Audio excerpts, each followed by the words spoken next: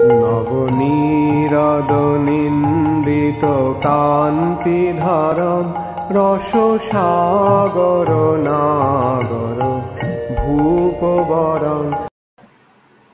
हरे कृष्णा। दंडवत प्रणाम। बुक का नाम कृपा सिंधु, अध्याय 8, वृंदावन, 17 मई से 28 अगस्त 1977। प्रभुपाद एक बड़े दर्शन कक्ष में अपनी मेज के पीछे एक आसन पर सुंदर ढंग से बैठे थे। 100 से भी अधिक भक्त उनके पीछे पीछे आकर कक्ष में बैठ गए। मंदिर की दिशा में 2 बड़ी खिड़कियां थी, जिनसे सुबह के सूर्य का स्वर्णिम प्रकाश आ रहा था और साथ ही सुंदर पुष्पों और अगरबत्तियों की गंध फैली हुई थी। कृष्ण लीलाओं और श्रीमद् भागवतम की अन्य घटनाओं के मढ़े हुए चित्र दीवार पर सुसज्जित थे और एक दीवार की अलमारी में श्रील प्रभुपाद की पुस्तकों के विभिन्न भाषाओं में अनुवाद प्रदर्शित थे, जिन्होंने परिवेश को और अधिक दिव्य बना दिया था। प्रभुपाद के आगमन पर भक्त अपने हर्ष को व्यक्त करते हुए नृत्य और कीर्तन करते ही जा रहे थे। जब कीर्तन संपन्न हुआ और भक्त शांत हो गए तो श्री प्रभुपाद ने उनके वृंदावन आगमन का वास्तविक उद्देश्य प्रकट किया। एक ही क्षण में भक्तों का हर्ष उदासी में बदल गया और उनकी आंखों से आंसू बह निकले। उनकी स्थिति को समझते हुए श्री प्रभुपाद ने इस भौतिक जगत में हमारे अस्तित्व के स्वभाव के विषय में भगवत गीता 2.13 से बोलना आरंभ किया। देहिनोऽस्मिन् यथा देहे कौमारं यौवनं जरा तथा देहांतर प्राप्ते धीरस्तत्र न मुह्यति। जिस प्रकार शरीरधारी आत्मा इस शरीर में बाल्यावस्था से तरुणावस्था में और फिर वृद्धावस्था में निरंतर अग्रसर होती रहती है, इसी प्रकार मृत्यु होने पर आत्मा दूसरे शरीर में चली जाती है। धीर व्यक्ति ऐसे परिवर्तन से मोह को प्राप्त नहीं होता। उन्होंने आगे समझाया, शरीर बदलता है पर शरीर का स्वामी आत्मा नहीं बदलता। इसमें कोई परिवर्तन नहीं होता। शरीर का जन्म होता है, विकास होता है और फिर मृत्यु हो जाती है। इस जगत में कोई भी मृत्यु से बच नहीं सकता। जिसका भी जन्म हुआ है उसकी मृत्यु होनी निश्चित है, पर मृत्यु केवल देह का अंत है। इससे आत्मा प्रभावित नहीं होती, वे अगले शरीर में चली जाती है। इस प्रकार जीव एक शरीर से दूसरे में जीवन के बाद जीवन यात्रा करता है। व्यक्ति जो दिव्य ज्ञान में स्थित है इससे विचलित नहीं होता। श्री प्रभुपाद ने समझाया कि कृष्ण भावनामृत आंदोलन जन सामान्य को यह अत्यावश्यक एवं अमूल्य ज्ञान प्रदान करने के लिए है। जब व्यक्ति इस ज्ञान में दृढ़ हो जाता है तब वह मृत्यु पर विजय प्राप्त कर लेता है। श्री प्रभुपाद ने सारा ज्ञान और समस्त सूचनाएं अपनी पुस्तकों में प्रदान कर दी थी। वे भले ही अपने वपु अर्थात भौतिक रूप में सदा उपस्थित न रहे, पर वे अपनी वाणी स्वरूप पुस्तकों के शब्द और उनके मौखिक उपदेशों के रूप में सदा उपस्थित रहेंगे। श्री प्रभुपाद की सुंदर सटीक व प्रसंगोचित व्याख्या सुनने के बाद भी जब भक्त बाहर गए तो वो शोकाकुल और उदास थे। उनके जाने के बाद श्री प्रभुपाद ने मुझसे कहा, अब से मेरे लिए कुछ भी खाना नहीं पकाना और न ही मुझ पर कुछ खाने के लिए दबाव डालना। भूख के अभाव में खाने से क्या लाभ। उनके ये शब्द एक अंतिम उपदेश के समान जान पड़े। वे अपना शरीर छोड़ने के लिए खाना पीना छोड़ रहे थे, ठीक जैसे परीक्षित महाराज ने किया था जब उन्हें ज्ञात हुआ था कि उनके जीवन का केवल एक ही सप्ताह बचा है। मैं तमाल कृष्ण महाराज के पास गया और जो श्री प्रभुपाद ने मुझसे कहा था उन्हें बताया। प्रभुपाद प्राप्योपवेश कर रहे हैं। मैंने कहा, जब व्यक्ति खान पान छोड़कर अपना शरीर छोड़ने का निर्णय करता है। महाराज कुछ समय चिंतन करते हुए शांत रहे, फिर उन्होंने कहा, श्री प्रभुपाद जब संकल्प के साथ ऐसे आदेश देते हैं तब मैं समझ ही नहीं पाता कि मुझे क्या करना चाहिए। यूं तो श्री प्रभुपाद ने मुझे उनके लिए कुछ भी पकाने या उन्हें खाने पर बल देने के लिए मना किया था, परंतु किसी परिस्थिति में यदि उन्हें कुछ पीने की इच्छा हो जाए तब के लिए मैंने फलों का रस बनाकर उसे उनके बिस्तरों के पास वाली मेज पर रख दिया। रस अनछुआ ही रहा और अगले कई दिनों तक श्री प्रभुपाद बिस्तर पर ही रहे बिना कुछ बोले। जब हम वृंदावन आते हुए रास्ते में दिल्ली में रुके थे तब तमाल कृष्ण महाराज ने न्यूयॉर्क के आदि केशव महाराज से फोन पर बात की थी। उन्हें श्री प्रभुपाद की वर्तमान स्थिति के बारे में सूचित किया और उनसे निवेदन किया कि वे विश्व भर के भक्तों को इसकी सूचना दे दें। इसलिए अगले कुछ दिनों में कई भक्त यहाँ पहुंचे, विशेषकर जीबीसी और सन्यासी जन। तमाल कृष्ण महाराज ने अग्रणी भक्तों के साथ साथ एक सभा का आयोजन किया। मैं श्री प्रभुपाद के साथ ही रहा और सभा के बाद वे सभी श्री प्रभुपाद के कमरे में आए और उनके बिस्तर के आसपास एकत्र हो गए। तमाल कृष्ण महाराज ने प्रभुपाद को सभा के विषय में सूचित किया और बताया कि उन सभी ने निर्णय किया है कि इतनी जल्दी प्रभुपाद उन्हें छोड़कर न जाएं। उन्होंने सभी बच्चों के एक समूह के समान है। यदि आप अभी हमें छोड़कर जाते हैं तो हम अनाथ हो जाएंगे और पूरी तरह भटक जाएंगे। आप कृष्ण के शुद्ध भक्त हैं, कृष्ण वही करेंगे जो आप चाहते हैं। इसलिए अगर आप यहाँ रहना चाहें तो कृष्ण निश्चित ही आपको रहने देंगे। ऐसा कहते हुए तमाल कृष्ण महाराज का कंठ भारी हो गया। श्री प्रभुपाद कुछ समय के लिए शांत रहे, फिर उन्होंने कहा, अगर तुम सब यही चाहते हो तो मैं रुक जाता हूँ। एक क्षण में भक्तों का भाव हर्ष से भर गया और एक स्वर में सभी ने उद्घोष किया, जय श्रील प्रभुपाद। हमने जाना कि श्रील प्रभुपाद जैसे शुद्ध भक्त के लिए इस जगत में रहना या प्रस्थान करना उनका अपना ही निर्णय है। मैं श्रील प्रभुपाद के आदेश की प्रतीक्षा किए बिना तुरंत ही रसोई घर में गया और उनके लिए प्रसाद बनाने लगा। जब मैंने सूचना दी कि मैंने उनके लिए कुछ पकाया है, उन्होंने खाना भी स्वीकार किया। मैं उनके कमरे में थाली लेकर गया और यूं तो वे बिस्तर पर उठ बैठे थे, पर प्रयास करने पर भी वे कुछ खा नहीं पा रहे थे। इस दिन से मैंने प्रतिदिन प्रभुपाद के लिए पूरी रसोई की। प्रतिदिन दोपहर 12:30 बजे जब उनके प्रसाद लेने का समय होता, तो उपेंद्र प्रभु उन्हें अगले कमरे में लेकर जाते, जो उनके भोजन कक्ष के समान था, और यह एक निचली मेज पर उन्हें बैठा देता। विशंभर दयाल, जो भगत जी भी कहलाते थे, पड़ोस की साधारण से घर में रहते थे और श्री प्रभुपाद से प्रतिदिन मिलने आया करते थे। वे सामान्यतः उनकी अपनी गाय के दूध से बना मट्ठा लाया करते थे, जिसे श्री प्रभुपाद बड़े आनंद पूर्वक ग्रहण करते। भगत जी ब्रजवासी थे, वे वृंदावन में जन्मे थे और वहीं रहते थे। वे श्री प्रभुपाद को उनकी विदेश यात्रा के पहले से जानते थे और उन्होंने कृष्ण बलराम मंदिर के निर्माण में उनकी सहायता की थी। यूं तो श्री प्रभुपाद ने उन्हें दीक्षा नहीं दी थी, फिर भी भगत जी उन्हें समान मानते थे और श्री प्रभुपाद भी उन पर सदा स्नेह की सी वर्षा करते। भगत जी प्रभुपाद के साथ उनके बिस्तर के समीप बैठकर बहुत सारा समय व्यतीत करते। यूं तो बड़े वृद्ध थे, लगभग 70 वर्ष के, पर उनका शरीर सुदृढ़ था और उन्हें श्री प्रभुपाद की मालिश करना पसंद था। श्री प्रभुपाद उनके साथ घनिष्ठ मित्रों के समान बात किया करते थे, पर भगत जी सदा एक आदर भाव बनाए रखते। श्री प्रभुपाद आंदोलन के भविष्य की अपनी चिंताओं को उनके साथ बांटा करते और भगत जी उन्हें आश्वासन देते कि उन्हें चिंता नहीं करनी चाहिए। उनके अनुसार श्री प्रभुपाद ने अपने शिष्यों को इतना उत्तम प्रशिक्षण दिया है कि वे उनके आंदोलन को बहुत आगे तक ले जाएंगे। आत्रेय ऋषि दास ईरान से खास नींबू लेकर आए थे। वे ईरान के एक संपन्न परिवार से थे। उन्होंने हार्वर्ड विश्वविद्यालय से एमबीए की उपाधि प्राप्त की थी और अमेरिका की एक प्रसिद्ध बहुराष्ट्रीय कंपनी में उनको एक प्रतिष्ठित पद प्राप्त था। पर जब वे शील प्रभुपाद के संपर्क में आए, तो उन्होंने अपनी नौकरी छोड़ दी और शील प्रभुपाद के आंदोलन में अपना जीवन समर्पित कर दिया। शील प्रभुपाद उन्हें बहुत पसंद करते थे और कई बार उनके स्वयं का शिष्य होने पर अपना गर्व भी प्रकट करते। शील प्रभुपाद अभी भी कदाचित ही खाया या पिया करते, पर ईरान के नींबुओं का विशेषकर मीठा स्वाद था। जब मैंने उनके लिए उन नींबुओं का रस बनाया, जिसे तुरंत ही परोसा जाना चाहिए था, क्योंकि कुछ मिनटों के भीतर वे कड़वा हो जाता था, उन्हें वह पसंद आया और मुझे और लाने के लिए कहा। हम सभी यह देखकर बड़े प्रसन्न थे कि उन्होंने कुछ तो खाया और साथ ही उसमें आनंद भी लिया। आत्रेय ऋषि प्रभु ने तुरंत ईरान से नींबुओं के अनेक बक्से लाने की प्रसन्न थे और मैं रूप से उन्हें रस परोसने लगा। चूंकि आत्रेय ऋषि एक व्यवसायी परिवेश थे, उन्होंने इस्कॉन लॉस एंजलिस के प्रबंधन का भी व्यवसायीकरण करने का प्रयास किया था। वे चाहते थे कि इस्कॉन की सारी गतिविधियों को केंद्रित किया जाए, जिससे हर कार्य अधिक कुशलता से किया जा सके। भक्त, विशेषकर प्रबंधक भक्त, इससे प्रसन्न थे, पर श्री प्रभुपाद का विचार था कि केंद्रीकरण से स्थानीय भक्तों के उत्साह पर विपरीत प्रभाव पड़ेगा। उन्होंने कहा, हर मंदिर को एक स्वतंत्र इकाई होना चाहिए। ये स्वतंत्र कानूनी इकाई, जिसे भक्तों के एक दल, उपाध्यक्ष, सचिव एवं कोषाध्यक्ष के साथ एक मंदिर अध्यक्ष के निर्देशन में संचालित किया जाएगा। वे यह भी नहीं चाहते थे कि गवर्निंग बॉडी कमिश्नर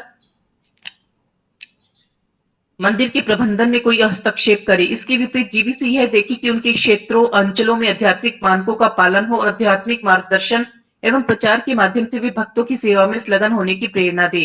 कुछ सालों बाद हमने देखा कि कैसे श्री प्रभुपाद के मंदिरों को अलग और स्वतंत्र रखने का आदेश एक सुरक्षा अनुग्रह सिद्ध हुआ, क्योंकि एक मंदिर किसी दूसरे मंदिर की कानूनी और आर्थिक समस्याओं के लिए जिम्मेदार नहीं ठहराया जा सकता था और न कभी कई सारे मंदिर एक साथ मुकदमों का सामना कर सकते थे। आत्रेय ऋषि प्रभु ने प्रभुपाद को ईरान से शुभ समाचार का सुनाकर प्रसन्न किया। ईरान का राज परिवार कृष्ण भावनामृत के प्रति सकारात्मक बन रहा था। परिवारजक आचार्य स्वामी ने शाह के परिवार के साथ मित्रवत संबंध स्थापित कर लिए थे और शाह की बहन भी, जो शाकाहारी भी बन गई थी, ने माला पर हरे कृष्ण महामंत्र जपना आरंभ कर दिया था और साथ ही इस कौर में सक्रिय हो गई थी। और तो और उन्होंने व्यक्तिगत रूप में तेहरान के गोविंदा भोजनालय की भीतरी रचना भी की थी। ये भोजनालय लोकप्रिय हुआ और यहाँ इतने सारे नियमित ग्राहक आया करते थे कि उन्हें सामान्यतः पंक्ति में प्रतीक्षा करनी पड़ती थी। श्री प्रभुपाद ऐसे प्रचार की सफलता सुनकर बड़े प्रसन्न थे, विशेषकर एक इस्लामी देश में, और कहा कि बहुत लंबे समय से ईरान और भारत के बीच निकट संबंध थे और यह कि भारत के क्षत्रिय योद्धा वहां जाकर बसे थे। वास्तव स्वभाव से ईरानी भदवत थे, क्योंकि उनकी वंशावली क्षत्रिय वर्ग से आई थी। श्री प्रभुपाद ने फिर आत्रेय ऋषि प्रभु को समझाया कि क्यों उन्होंने इस्कॉन प्रबंधन के केंद्रीकरण की उनकी योजना को मान्यता नहीं दी। आत्रेय ऋषि प्रभु लज्जित दिख रहे थे और नीचे देखने लगे, पर श्री प्रभुपाद ने स्नेह के साथ उनसे चर्चा की। यह कहा कि कृष्ण भावनामृत आंदोलन के बढ़ने के कारण भक्तों की गुरु और कृष्ण की प्रसन्नता के लिए कुछ करने की प्रेरणा है। अगर अत्यधिक नियंत्रण लगाया गया तो यह प्रेरणा ही लुप्त हो जाएगी। व्यवसायिक प्रबंधन में हर योजना इस प्रकार बनाई जाती है जिससे कर्मचारियों से अधिक कार्य कराए जा सके और कर्मचारियों को भी ऐसे शोषण से आपत्ति नहीं, क्योंकि उन्हें वेतन मिल रहा होता है और उन्हें पता होता है कि अगर उन्होंने कार्य संपन्न नहीं किया तो वे बेदखल कर दिए जाएंगे। परंतु कृष्ण भावनामृत में इस प्रकार का नियंत्रण कारागार नहीं रहेगा। क्योंकि भक्त कृष्ण के प्रति प्रेम के कारण स्वेच्छा से सेवा करते हैं। उनकी प्रेरणा कृष्ण की प्रसन्नता है, न कि आर्थिक लाभ या दंड का डर। भौतिक स्तर पर नियम व्यक्तियों को नियंत्रित करने के लिए बनाए जाते हैं, परंतु आध्यात्मिक स्तर पर नियम भक्तों को उनकी सेवा और आध्यात्मिक विकास में सुविधा प्रदान करने के लिए होते हैं। श्री प्रभुपाद ने अपना उदाहरण देते हुए यह बताया, जब वे अमेरिका गए तो उन्होंने उनसे मिलने वाले वहां के बालक बालिकाओं से कोई अपेक्षा नहीं की थी। उन्होंने सभी को केवल कृष्ण और उनके साथ उनके प्रेमपूर्ण संबंध के बारे में बताया और उस प्रेमपूर्ण संबंध का विकास करने की शिक्षा दी थी। वे उनकी शिक्षाओं से प्रेरित हुए और अनुभव किया कि संदेश को अन्यों तक पहुंचाना चाहिए और इसका दायित्व ले लिया। इसलिए कृष्ण भावनामृत आंदोलन पूरे विश्व में फैल गया था। उन्होंने केवल भक्तों को लक्ष्य प्रदान किया था, उन्हें नियंत्रित करने का कोई प्रयास नहीं किया, केवल उन्हें प्रेरणा दी थी और उन्हें सुविधाएं प्रदान करने का यथासंभव प्रयास किया था। जब भक्त स्वयं कृष्ण की सेवा करने के लिए प्रेरित हुए, तब कृष्ण ने उन पर कृपा की और परिणाम स्वरूप सबसे अद्भुत चमत्कार हुआ। आत्रेय ऋषि ने शील प्रभुपाद की ओर ऊपर देखा, उनकी आंखें प्रशंसा से चमक रही थी। उन्होंने कहा, शील प्रभुपाद आप उसके सर्वोत्तम उदाहरण हैं। आपने अपनी भक्ति से असंभव को संभव कर दिखाया और कृष्ण की शक्ति ने आपके माध्यम से कार्य करते हुए आपको ऐसा असंभव चमत्कार प्राप्त कराया। श्री प्रभुपाद उनकी ओर देखकर मुस्कुराए। उन्होंने कहा, एक भक्त केवल कृष्ण की प्रसन्नता के लिए उनकी सेवा करना चाहता है। वे कृष्ण के लिए कुछ करने को इच्छा करता है और कृष्ण उसकी इच्छा पूरी करते हैं। इस प्रकार एक भक्त कृष्ण द्वारा सशक्त होता है और इसी प्रकार कृष्ण विश्व भर में कृष्ण भावनामृत का विस्तार करते हैं। वे स्वयं कार्य नहीं करते, पर भक्तों को सशक्त करके उनके माध्यम से कार्य संपन्न करते हैं। इसलिए जब भी हम कृष्ण भावनामृत में कुछ उल्लेखनीय उपलब्धि देखते हैं, तो हमें ये समझ कि हो रहा है कि कृष्ण द्वारा शक्ति प्रदत्त है। कृष्ण शक्ति बिना ताहे नाहे तार परिवर्तन। श्री चैतन्य चरितामृत अत्यंत लीला 7.11। ईरान में प्रचार इतना सफल रहा कि आत्रेय ऋषि प्रभु, जो अमेरिका लेखा कंपनी आर्थर यंग के प्रमुख थे, ने कंपनी से त्याग पत्र देकर स्वयं को व्यवसाय आरंभ किया, जिससे वे स्वयं को प्रचार के लिए मुक्त रख सके और ईरान की प्रचार गतिविधियों के मार्गदर्शन में सहायता प्रदान कर सके। विडंबना से उनकी कंपनी इतनी सफल रही कि वे अपने व्यापार में पिछली नौकरी से भी अधिक व्यस्त हो गए।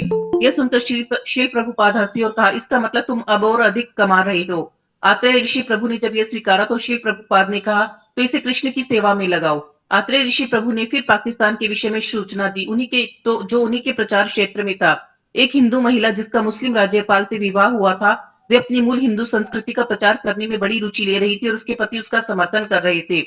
श्री प्रभुपाद ने पूछा, क्या अभी भी पाकिस्तान में अनेक हिंदू हैं? आत्रेय ऋषि प्रभु ने पुष्टि की कि कई हिंदू थे, पर बड़ी कठिनाई में थे और उनमें से तो कई केवल इसलिए वहां रह रहे थे क्योंकि उनके पास जाने के लिए कोई और स्थान नहीं था। फिर भी जैसे ही वे कृष्ण भावनामृत के विषय में अवगत हुए, तो उन्हें आशा की किरण दिखाई दी और उन्होंने सकारात्मक प्रतिक्रिया दी। श्री प्रभुपाद को जिस समाचार ने महान प्रसन्नता दी थी, वह यह था कि ग्रंथ वितरण अच्छा ही हो रहा था। ईरानी भाषा में बैक टू गॉड हेड की छपाई हो रही थी और पर्शिया की भाषा में ही भगवत गीता का अनुवाद भी लगभग संपन्न हो चुका था और 3 महीनों के अंदर वह भी प्रकाशित होने वाली थी। भक्तों को पूरे विश्व में सूचित किया गया। श्री प्रभुपाद ने कहा कि ग्रंथ वितरण के समाचार उन्हें सजीव कर देते हैं। इससे भक्तों को और भी अधिक प्रेरणा मिली और विश्व भर से अद्भुत ग्रंथ वितरण समाचार प्राप्त होने लगे। केवल एक ही सप्ताह में लंदन के मंदिर ने 70,000 पुस्तकों का वितरण करके कीर्तिमान स्थापित कर दिया था। भक्त जितना अधिक वितरण करते, प्रभुपाद अपने बिस्तर से ही और अधिक पुस्तकें छापने पर बल देते। उनके निर्देश थे, बैंक में धन मत रखो, पुस्तकें प्रकाशित करो, यही सर्वोत्तम निवेश है और अपना धन बहुगणित करने का यही सबसे उत्तम उपाय है। विश्व भर के सबसे सफल ग्रंथ वितरकों में से एक थे घनश्याम प्रभु, एक अफ्रीकी मूल के अमरीकी भक्त जो सोवियत रूस और पूर्वी साम्यवादी यूरोप में अपना जीवन संकट में डालकर कृष्ण भावनामृत का प्रचार कर रहे थे। वे जहां भी जाते उनका अश्वेत वर्ण लोगों का ध्यान आकृष्ट करता और उनकी स्थिति और भी कठिन हो जाती। कई स्थानों पर तो किसी ने भी अश्वेत वर्ण के व्यक्ति को कभी नहीं देखा था और न ही किसी ऐसे व्यक्ति से मिले थे जो केवल अंग्रेजी में ही बात करता हो। यूं तो साम्यवादी देशों में एक टूरिस्ट के रूप में जाते थे, पर वहां वे एक जासूस के रूप में गिरफ्तार किए जा सकते थे, जिसका परिणाम था मृत्युदंड या आजीवन कारावास। एक बार रूस में दो KGB एजेंट उनका पीछा करते हुए एक यूनिवर्सिटी की इमारत में गए। वे रास्ते से भागते हुए प्रोफेसर के कमरे में जा घुसे, जहां उन्होंने प्रोफेसर से कहा कि उन्होंने उससे भेंट निश्चित की थी। अंग्रेजी समझने वाले प्रोफेसर ने कहा कि वे भेंट के विषय में कुछ नहीं जानते, पर उसने घनश्याम प्रभु को भीतर आमंत्रित किया और बैठने के लिए कुछ कहा। कुछ ही समय में वे 2 एजेंट अंदर आए, पर प्रोफेसर में रूसी से बात करने के बाद चले गए और जैसे घनश्याम प्रभु से उस प्रोफेसर ने पुस्तक वितरण सुना, उसने तुरंत ही श्री प्रभुपाद की पुस्तकों के लिए स्टैंडिंग ऑर्डर दे दिया। पुस्तकें जब छपने के साथ साथ उन्हें प्राप्त होती। यूगोस्लाविया के लुब्लियाना शहर में 4 दिनों तक बिना किसी सफलता के घनश्याम प्रभु विश्वविद्यालय के भारत शास्त्री विभाग के अध्यक्ष से मिले, जो आरंभ में इतनी रुचि नहीं दिखा रहे थे, पर श्री प्रभुपाद की पुस्तकें देखने पर वे इतने आकर्षित हो गए कि उन्होंने श्री प्रभुपाद द्वारा लिखित सभी पुस्तकों का स्टैंडिंग ऑर्डर दे दिया। साथ ही लुबिलियाना में एक अंतर्राष्ट्रीय पुस्तक भंडार ने प्रभुपाद की पुस्तकों के अनेक खंड लिए और एक व्यक्ति श्री प्रभुपाद की पुस्तकें पढ़कर इतना प्रभावित हुआ कि उनका यूगोस्लाविया की एक भाषा में अनुवाद करने का और उनका प्रकाशन करने का भी प्रस्ताव रख दिया था। अगले शहर क्रिस्टीना में एक यूनिवर्सिटी के कुलपति और दर्शन शास्त्र एवं समाजशास्त्र के विभागों ने 2 स्टैंडिंग ऑर्डर दिए और साथ ही अपने पुस्तकालय से निवेदन किया कि वे श्री प्रभुपाद की सारी पुस्तकों का एक ऑर्डर दे। श्री प्रभुपाद घनश्याम के प्रयासों के समाचार की व्याकुलता से प्रतीक्षा करते और उनका विवरण सुनकर बड़े प्रभावित और असीम रूप से आनंदित भी होते। वे अचंभे के साथ कहते, ये बालक कई बार एक शहर से दूसरे शहर में मेरी पुस्तकों के ऑर्डर लेने के लिए रातों को केवल 3 या 4 घंटे ही सोता है। उन्होंने आश्चर्य के साथ आगे कहा, यह बालक वास्तव में एक आध्यात्मिक योद्धा है। जब घनश्याम प्रभु ने श्री प्रभुपाद को पत्र में यह सूचित किया किस प्रकार समय समय पर वे विपत्ति और कठिनाइयों में कृष्ण की सहायता का प्रकाट्य देखते हैं, तो इस पर प्रभुपाद ने टिप्पणी की, अश्वेत वर्ण, स्थानीय भाषाएं बोलने में असमर्थता, सरकारी विरोध और गिरफ्तारी का डर, इन सभी कठिनाइयों के होते हुए भी घनश्याम की सफलता एक सिद्ध प्रमाण है व्यक्ति के अपने गुरुदेव के प्रति समर्पण का और इसका कि किस प्रकार व्यक्ति कृष्ण के भक्ति कार्य में अद्भुत नियोजन प्राप्त करता है।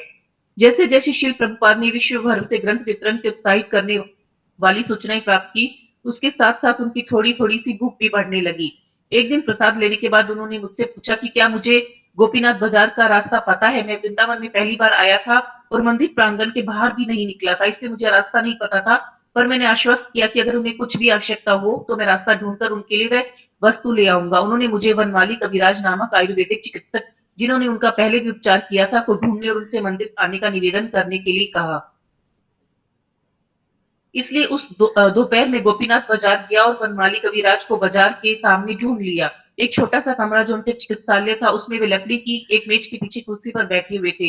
वे सफेद बालों वाले एक वृद्ध व्यक्ति थे और उनका शरीर नाजुक था, पर अपने छोटे से व्यवस्थित कमरे में बैठे हुए भी वे बड़ी सम्मानित और प्रभावशाली जान पड़ते थे। मैंने उन्हें बताया कि श्री प्रभुपाद चाहते हैं कि वे मंदिर आकर उनका उपचार। उन्होंने कहा कि वे उनकी आयु और कमजोर शरीर के कारण उतनी दूर नहीं जा पाएंगे। वे कभी अपने कक्ष से बाहर नहीं जाते थे, उनके लिए केवल अपने कमरे में सीधे बैठा रहना ही कठिन प्रयास था। उन्होंने कहा कि अगर श्री प्रभुपाद उनके स्थान पर आते हैं तब वे उनका उपचार कर सकेंगे। मुझे पता था कि प्रभुपाद किसी भी स्थिति में बाजार की यात्रा नहीं करने वाले, इसलिए मैंने वास्तव में उनके चरणों पर गिरकर भीख मांगते हुए निवेदन कर लिया। मैंने समझाया, श्री प्रभुपाद की स्थिति बहुत खराब है और उनका निवेदन कि केवल आप ही उनका उपचार करें। अंततः बनवाली कविराज मान गए और मैं उन्हें एक रिक्शे पर सवार कर मंदिर तक ले गया। मैं देख पा रहा था कि उनके लिए यात्रा करना कितना कठिन था। जितनी बार रिक्शा आसमान रास्ते पर डोलता, उतनी बार शरीर में उठने वाले दर्द के कारण वे कराहते थे। हमारे पहुंचने पर वनमाली कविराज ने कृष्ण भावनामृत का प्रचार करके विश्व भर से इतने सारे भक्तों को आकृष्ट करने के लिए श्री प्रभुपाद की प्रशंसा की। श्री प्रभुपाद किसी भी प्रकार का उपचार, चाहे वे आयुर्वेदिक भी क्यों ना हो, कम ही स्वीकार करते थे, पर उनका वनमाली कविराज के साथ पहले से अच्छा अनुभव था और अब वे इस चिकित्सक को उनका उपचार करने की अनुमति दे रहे थे। भक्तों में इस बात से बड़ी सनसनी फैल गई और जब वनमाली कविराज एक कुर्सी पर बैठकर बड़े लंबे समय तक ध्यानपूर्वक रूप से उनकी नब्ज देख रहे थे, सभी भक्त श्री प्रभुपाद के बिस्तर के आसपास एकत्र हो गए। उन्होंने बताया कि श्री प्रभुपाद के गुर्दे ठीक से काम नहीं कर रहे थे, इसलिए उन्हें मूत्र त्याग करने में कठिनाई हो रही थी। इसके कारण ही उनके पैरों में सूजन थी और शरीर में पीड़ा होती थी। तमाल कृष्ण महाराज ने अन्य चिकित्सकों के निदान के साथ उसकी पुष्टि भी की, जिसमें कलकत्ता के डॉक्टर विमलानंद तारका तीर्थ भी शामिल थे। वनमाली कविराज फिर मुझे दूसरे कमरे में ले गए, एक बड़ी समस्या के बारे में बताया। उन्होंने कहा कि औषधि ताजी ही बनानी होगी, पर उन्हें पता नहीं था कि यह कैसे किया जाए। वे गेस्ट हाउस में रह सकते थे और मैंने कहा कि मैं उनकी सुविधा के लिए सारी व्यवस्था कर दूंगा, पर उन्होंने कहा कि उन्हें घर में ही रहना होगा। इस पर मैंने सुझाया कि अगर वे मुझे दवाई बनाना सिखा दे तो मैं ही उसे बनाकर श्री प्रभुपाद को दे सकता हूँ।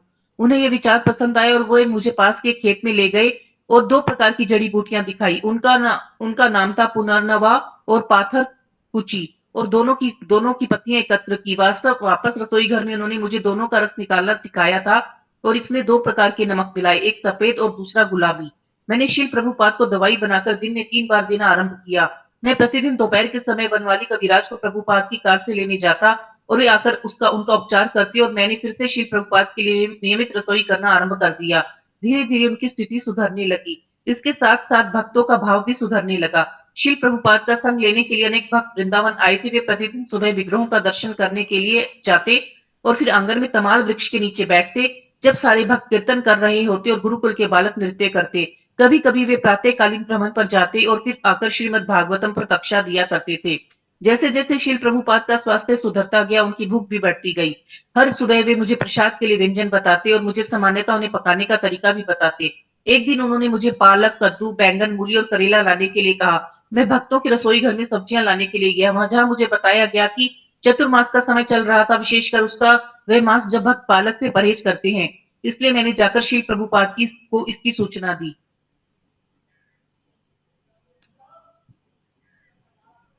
उन्होंने पूछा, क्या सभी चतुर्मास व्रत का पालन कर रहे हैं? इस प्रश्न से मैं समझ गया कि मुझे क्या करना चाहिए और मैं बाजार से सब्जियां लाने के लिए निकल गया। जब मैं लौटा तो श्री प्रभुपाद को बताया कि मैंने क्या क्या खरीदा था। मैंने बताया पालक, बैंगन, मूली, कद्दू। तभी मुझे पता चला कि मैं करेला लाना भूल गया था, पर मैं उन्हें बताना नहीं चाहता था। मैं जल्दी से किसी को भेजकर बाजार से करेला मंगवा सकता था और इसलिए मैंने प्रभुपाद को बताया, हाँ, और करेला भी। उन्होंने कहा, अब सब यहाँ ले आओ। मैं जितनी जल्दी हो सकता था भागा और गेस्ट हाउस के कर्मचारी किशन, जो बड़ी कभी कभी मेरी सहायता किया करता था, से कहा कि जल्द से जल्द साइकिल से जाकर बाजार से करेला लेकर आए। मैं मंदिर के भारी द्वार पर ही किशन के लौटने की व्याकुलता से प्रतीक्षा करता रहा, पर जब वह लौटा तो हाँफते हाँफते, बाजार में करेला उपलब्ध नहीं है। पहले ही शील प्रभुपाद से झूठ बोलने के कारण मैं बड़ा दुखी था, पर जब उनके सामने जाकर यह स्वीकार करना था, मेरी इच्छा हुई कि मैं गायब हो जाऊं, यह धरती फटकर मुझे निकल जाए। मैं ग्लानि और दुख से अभिभूत रसोई घर को लौटा। अचानक से रसोई घर के बाहर ही मैंने एक ताजा और हरा, मानो अभी अभी ही तोड़ा गया हो, करेला देखा। मुझे बिल्कुल भी ज्ञान नहीं था कि वह कहां से कैसे आया। हो सकता है कि बगीचे से लौटते हुए कोई उसे ले आया हो। अपने भाग्य पर प्रश्न नहीं करते हुए मैंने उसे तुरंत उठाया और कृष्ण की कृपा के लिए आभार प्रकट करते हुए उसे अपने हृदय से लगा लिया। मैंने अन्य सब्जियां एकत्र की और सभी को शील प्रभुपाद के पास लाया, जो धरती पर एक गद्दी पर बैठकर मालिश करवा रहे थे। बिना ऊपर देखे उन्होंने मुझे उन्हें काटने का तरीका बताया। जब मैंने पूछा कि करेला कैसे काटते हैं, तो उन्होंने मुझ पर दृष्टि डाली और कहा, करेला। जिस प्रकार उन्होंने ये शब्द कहा, मैं समझ गया था कि उन्हें घटना की पूरी खबर है। उनसे सच बोलने में सक्षम न रहते हुए मैं केवल नीचे ही देखता रहा। एक दोपहर शील प्रभुपाद छत पर आकर बैठे थे और मैं उनके चरणों पर। अगले कमरे में विग्रहों का रसोई घर था और सभी रसोइये भोग तैयार कर रहे थे। शील प्रभुपाद को घी में कुछ तले जाने की महक लगी होगी। उन्होंने मुझे जाकर इसका पता करने के लिए कहा। मैंने रसोई घर में जाकर पाया कि विभु चैतन्य प्रभु प्रभुपाद के एक वृद्ध बंगाली शिष्य कचोरियां और समोसे तल रहे थे। जब मैंने शील प्रभुपाद को जाकर बताया तो उन्होंने कहा, अब तो उन्होंने अपने लिए कुछ लेकर आने के लिए कहा। यूं तो उनका पाचन कभी कुछ सुधर गया था, फिर भी उन्हें कभी कभी पेट की समस्याएं होती थी और वे कठिनाई भरे दौर में थे। फिर भी जब उन्होंने मुझे कचौरी और समोसे लाने को कहा तो मैं उत्साहित होकर लाने गया। मैं छत पर से दौड़ते हुए तमाल कृष्ण महाराज और भवानंद महाराज से टकराया, जो शील प्रभुपाद से मिलने जा रहे थे। उन्होंने मुझसे पूछा कि क्या हो रहा है, और जब मैंने उनसे बताना आरंभ किया कि शील प्रभुपाद को कचौरी और समोसे चाहिए थे, तमाल कृष्ण महाराज ने टोकते हुए कहा, तुम उन्हें कचौरी और समोसे नहीं परोस सकते, खासकर जब उन्हें पेट की इतनी सारी समस्याएं हैं। पर शील प्रभुपाद ने मंगवाई हैं। मैंने ऐसा बोला और बिना उत्तर की प्रतीक्षा किए प्रभुपाद की चांदी की प्लेट लेकर भगवान के रसोई घर की ओर दौड़ गया। जब मैंने विभु चैतन्य प्रभु को बताया कि शील प्रभुपाद कचौरी और समोसा चाहते हैं, तो उन्होंने सदा उपस्थित रहने वाली ज्वल मुस्कान के साथ ताजी ताजी तली हुई 2 कचौरी और समोसे प्लेट पर रख दिए। मैं प्रसाद की यह प्लेट शील प्रभुपाद के पास लाया और उनके सामने रखी छोटी मेज पर उसे रख दिया। कचौरी और समोसे अभी भी गर्म थे, इसलिए पहले प्रभुपाद ने अपनी उंगलियों से उन्हें तोड़ा और फिर एक छोटा सा टुकड़ा लेकर खाने लगे। तमाल कृष्ण महाराज और भावानंद महाराज बैठे बैठे उन्हें ही देख रहे थे, पर शील प्रभुपाद ने उन्हें देखकर कहा, ऐसे देखो मत। उनके लिए उनके सिर झुक गए और वे नीचे देखने लगे। तमाल कृष्ण महाराज सदाशील प्रभुपाद की सेहत का ध्यान रखते थे और कभी कभी उन्हें वे नहीं खाने के लिए भी मनाने का प्रयास करते थे, पर अधिकतर शील प्रभुपाद उनकी सुनते नहीं थे। प्रभुपाद की बहन पिशिमा भी उस समय वृंदावन में थी और जब उन्हें इस घटना का पता चला तो उन्हें याद आया कि शील प्रभुपाद बचपन में कचौरियां कितनी पसंद करते थे। तब जब उन्होंने तमाल कृष्ण महाराज के उनके भाई की सेहत की चिंता करने के विषय में सुना तो उनका कहना था, अगर वे चाहे तो पत्थर भी पचा सकते हैं। दूसरे व्यक्ति जो शील प्रभुपाद से नियमित रूप से मिलने आते थे, वे थे शील प्रभुपाद के गुरु भाई डॉक्टर OBL कपूर। वे एक प्रसिद्ध विद्वान और वृंदावन समाज के सम्मानित व्यक्ति थे। वे और शील प्रभुपाद साथ में बीते समय को याद किया करते। उनकी चर्चा संपन्न होने के बाद डॉक्टर कपूर हम भक्तों के साथ बैठकर प्रभुपाद के साथ उनके दिनों की चर्चा करते। वे शील प्रभुपाद से 1931 में इलाहाबाद में मिले थे। उनकी गौड़ीय मठ की यात्रा के समय जब डॉक्टर कपूर स्वयं यूनिवर्सिटी के छात्र थे, शील प्रभुपाद का दवाइयों का व्यापार वहां चल रहा था। और उन्होंने डॉक्टर कपूर के बीमार पड़ने पर अपनी कंपनी की एक टॉनिक दी। इन्हें प्राप्त कर डॉक्टर कपूर ने मजाक में कहा, अभय बाबू मेरी आशा है, फिर आप मुझे वह टॉनिक दे जो आप स्वयं लेते हैं, कृष्ण प्रेम का टॉनिक। शिल प्रभुपाद ने उत्तर दिया, मेरे पास अभी वह टॉनिक तो नहीं, पर उसका फार्मूला अवश्य है। अगर फार्मूला कोई रहस्य नहीं तो क्या आप कृपया मुझे देंगे? नहीं, यह बिल्कुल भी रहस्य नहीं। त्रिनादपि सुनी चेन तरोरपि सहिष्णुना अमानी न मानदेन कीर्तनीय सदा हरि। व्यक्ति को पवित्र हरि नाम का कीर्तन विनम्र भाव से स्वयं को मार्ग में पड़े हुए तृण से भी अधिक नीच मानकर करना चाहिए। मनुष्य को वृक्ष से भी अधिक सहिष्णु, झूठे अहंकार से शून्य और सबको पूर्ण सम्मान देने के लिए तत्पर रहना चाहिए। ऐसी मानसिक अवस्था में मनुष्य भगवान के पवित्र नाम का कीर्तन निरंतर कर सकता है। श्री शिक्षा अष्टकम श्लोक 3। उन्होंने कहा, यही वह फार्मूला है और मैं विश्व भर में इसका प्रचार करने वाला हूँ। डॉक्टर कपूर ने हमें बताया, उस समय विश्वास नहीं था कि वे वास्तव में विश्व भर में इसका प्रचार करने वाले हैं। मुझे लगा कि यह केवल एक अव्यवहारिक कथन है, पर अब मैं याद करके देख पाता हूँ कि उस समय भी वे पूरे विश्व में प्रचार करने का चिंतन कर रहे थे और उसकी योजना बना रहे थे, जो उन्होंने अंततः किया ही। प्रतिदिन तमाल कृष्ण महाराज शील प्रभुपाद को लिखे गए भक्तों के पत्र उन्हें पढ़कर सुनाते और शील प्रभुपाद उन्हें उनके उत्तर लिखने के निर्देश देते। एक पत्र में एक भक्त ने प्रभुपाद को अपना जीवन काल अर्पित कर दिया, जिससे कि शील प्रभुपाद इस पृथ्वी पर ही रह सके। यह बड़ा मधुर भावनाओं से भरा पत्र था, पर शील प्रभुपाद ने उत्तर में लिखा कि उनके प्रति हमारा वास्तविक प्रेम तो इस आंदोलन को आगे बढ़ाने के लिए हमारे एक दूसरे के साथ आपसी सहयोग पर निर्भर करेगा। एक दिन दो सन्यासी अच्युतानंद स्वामी महाराज और यशोदानंद स्वामी महाराज शील प्रभुपाद से अनेक भारतीय मंदिरों के दर्शन करने के बाद मिलने आए और उन्होंने एक हास्यपूर्ण किस्सा सुनाया। एक मंदिर में जब वे विग्रहों को निहार रहे थे तो पुजारी ने उन्हें बताया कि चूंकि उन्होंने ऐसी भक्ति का विकास कर लिया है, इस कारण अगले जीवन में भक्ति में और आगे विकास करने के लिए वे भारत में जन्म लेंगे। शील प्रभुपाद इस किस्से पर हंसे और उन्हें बताया कि उन्होंने पुजारी से कहा होता कि चूंकि उन्होंने सन्यासियों की भक्ति के प्रति ऐसी प्रशंसा का विकास कर लिया था, इसलिए अगले जीवन में वे इस फॉर्म में जन्म लेंगे। सभी इस पर हंसे और फिर शील प्रभुपाद ने चुटकुला सुनाया। भारत के एक छोटे से गांव में एक बूढ़ी महिला की जमीन ठगी से हर ली गई थी। जब उस गांव में एक चलित कोर्ट स्थापित किया गया तो महिला के शुभ चिंतकों ने उसे जज के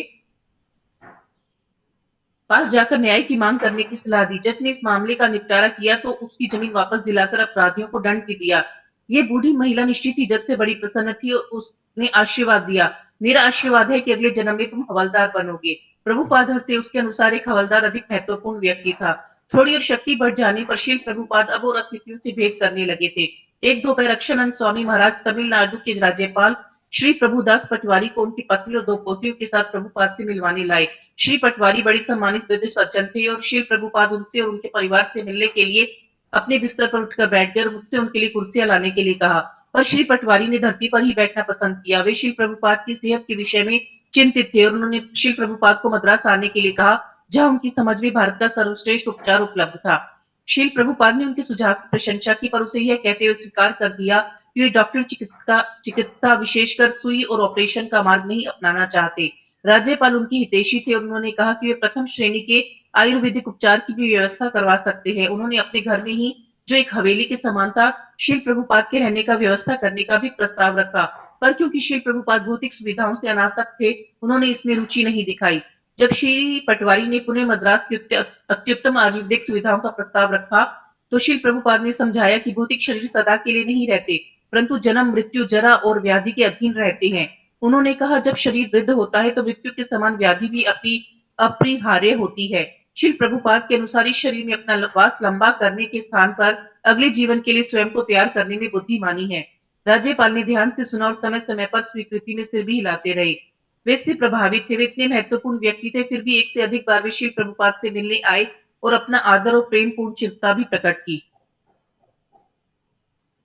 एक सुबह जब मैं जप कर रहा था, भवानंद महाराज मेरे कमरे में आए और उन्होंने घोषणा की कि शील प्रभुपाद मुझे संन्यास देने वाले हैं। मैं भौचक्का रह गया। प्रभुपाद केवल सबसे संपन्न भक्तों को ही संन्यास देते थे, जिन्होंने सालों उत्कृष्ट सेवा की हो। साथ ही मैं समझ गया था कि शील प्रभुपाद मुझे संन्यास देकर आध्यात्मिक रूप से सुरक्षित कर देंगे। इसके बाद मेरे वापस जाने की कोई संभावना नहीं रह जाएगी। उन्होंने पहले से ही मुझसे कृष्ण को अपना जीवन समर्पित करने के लिए कहा था। अब वे इसके लिए सभी व्यवस्थाएं करने जा रहे थे। जब यह समाचार बाहर निकला तो कुछ वरिष्ठ भक्तों ने इसका विरोध किया।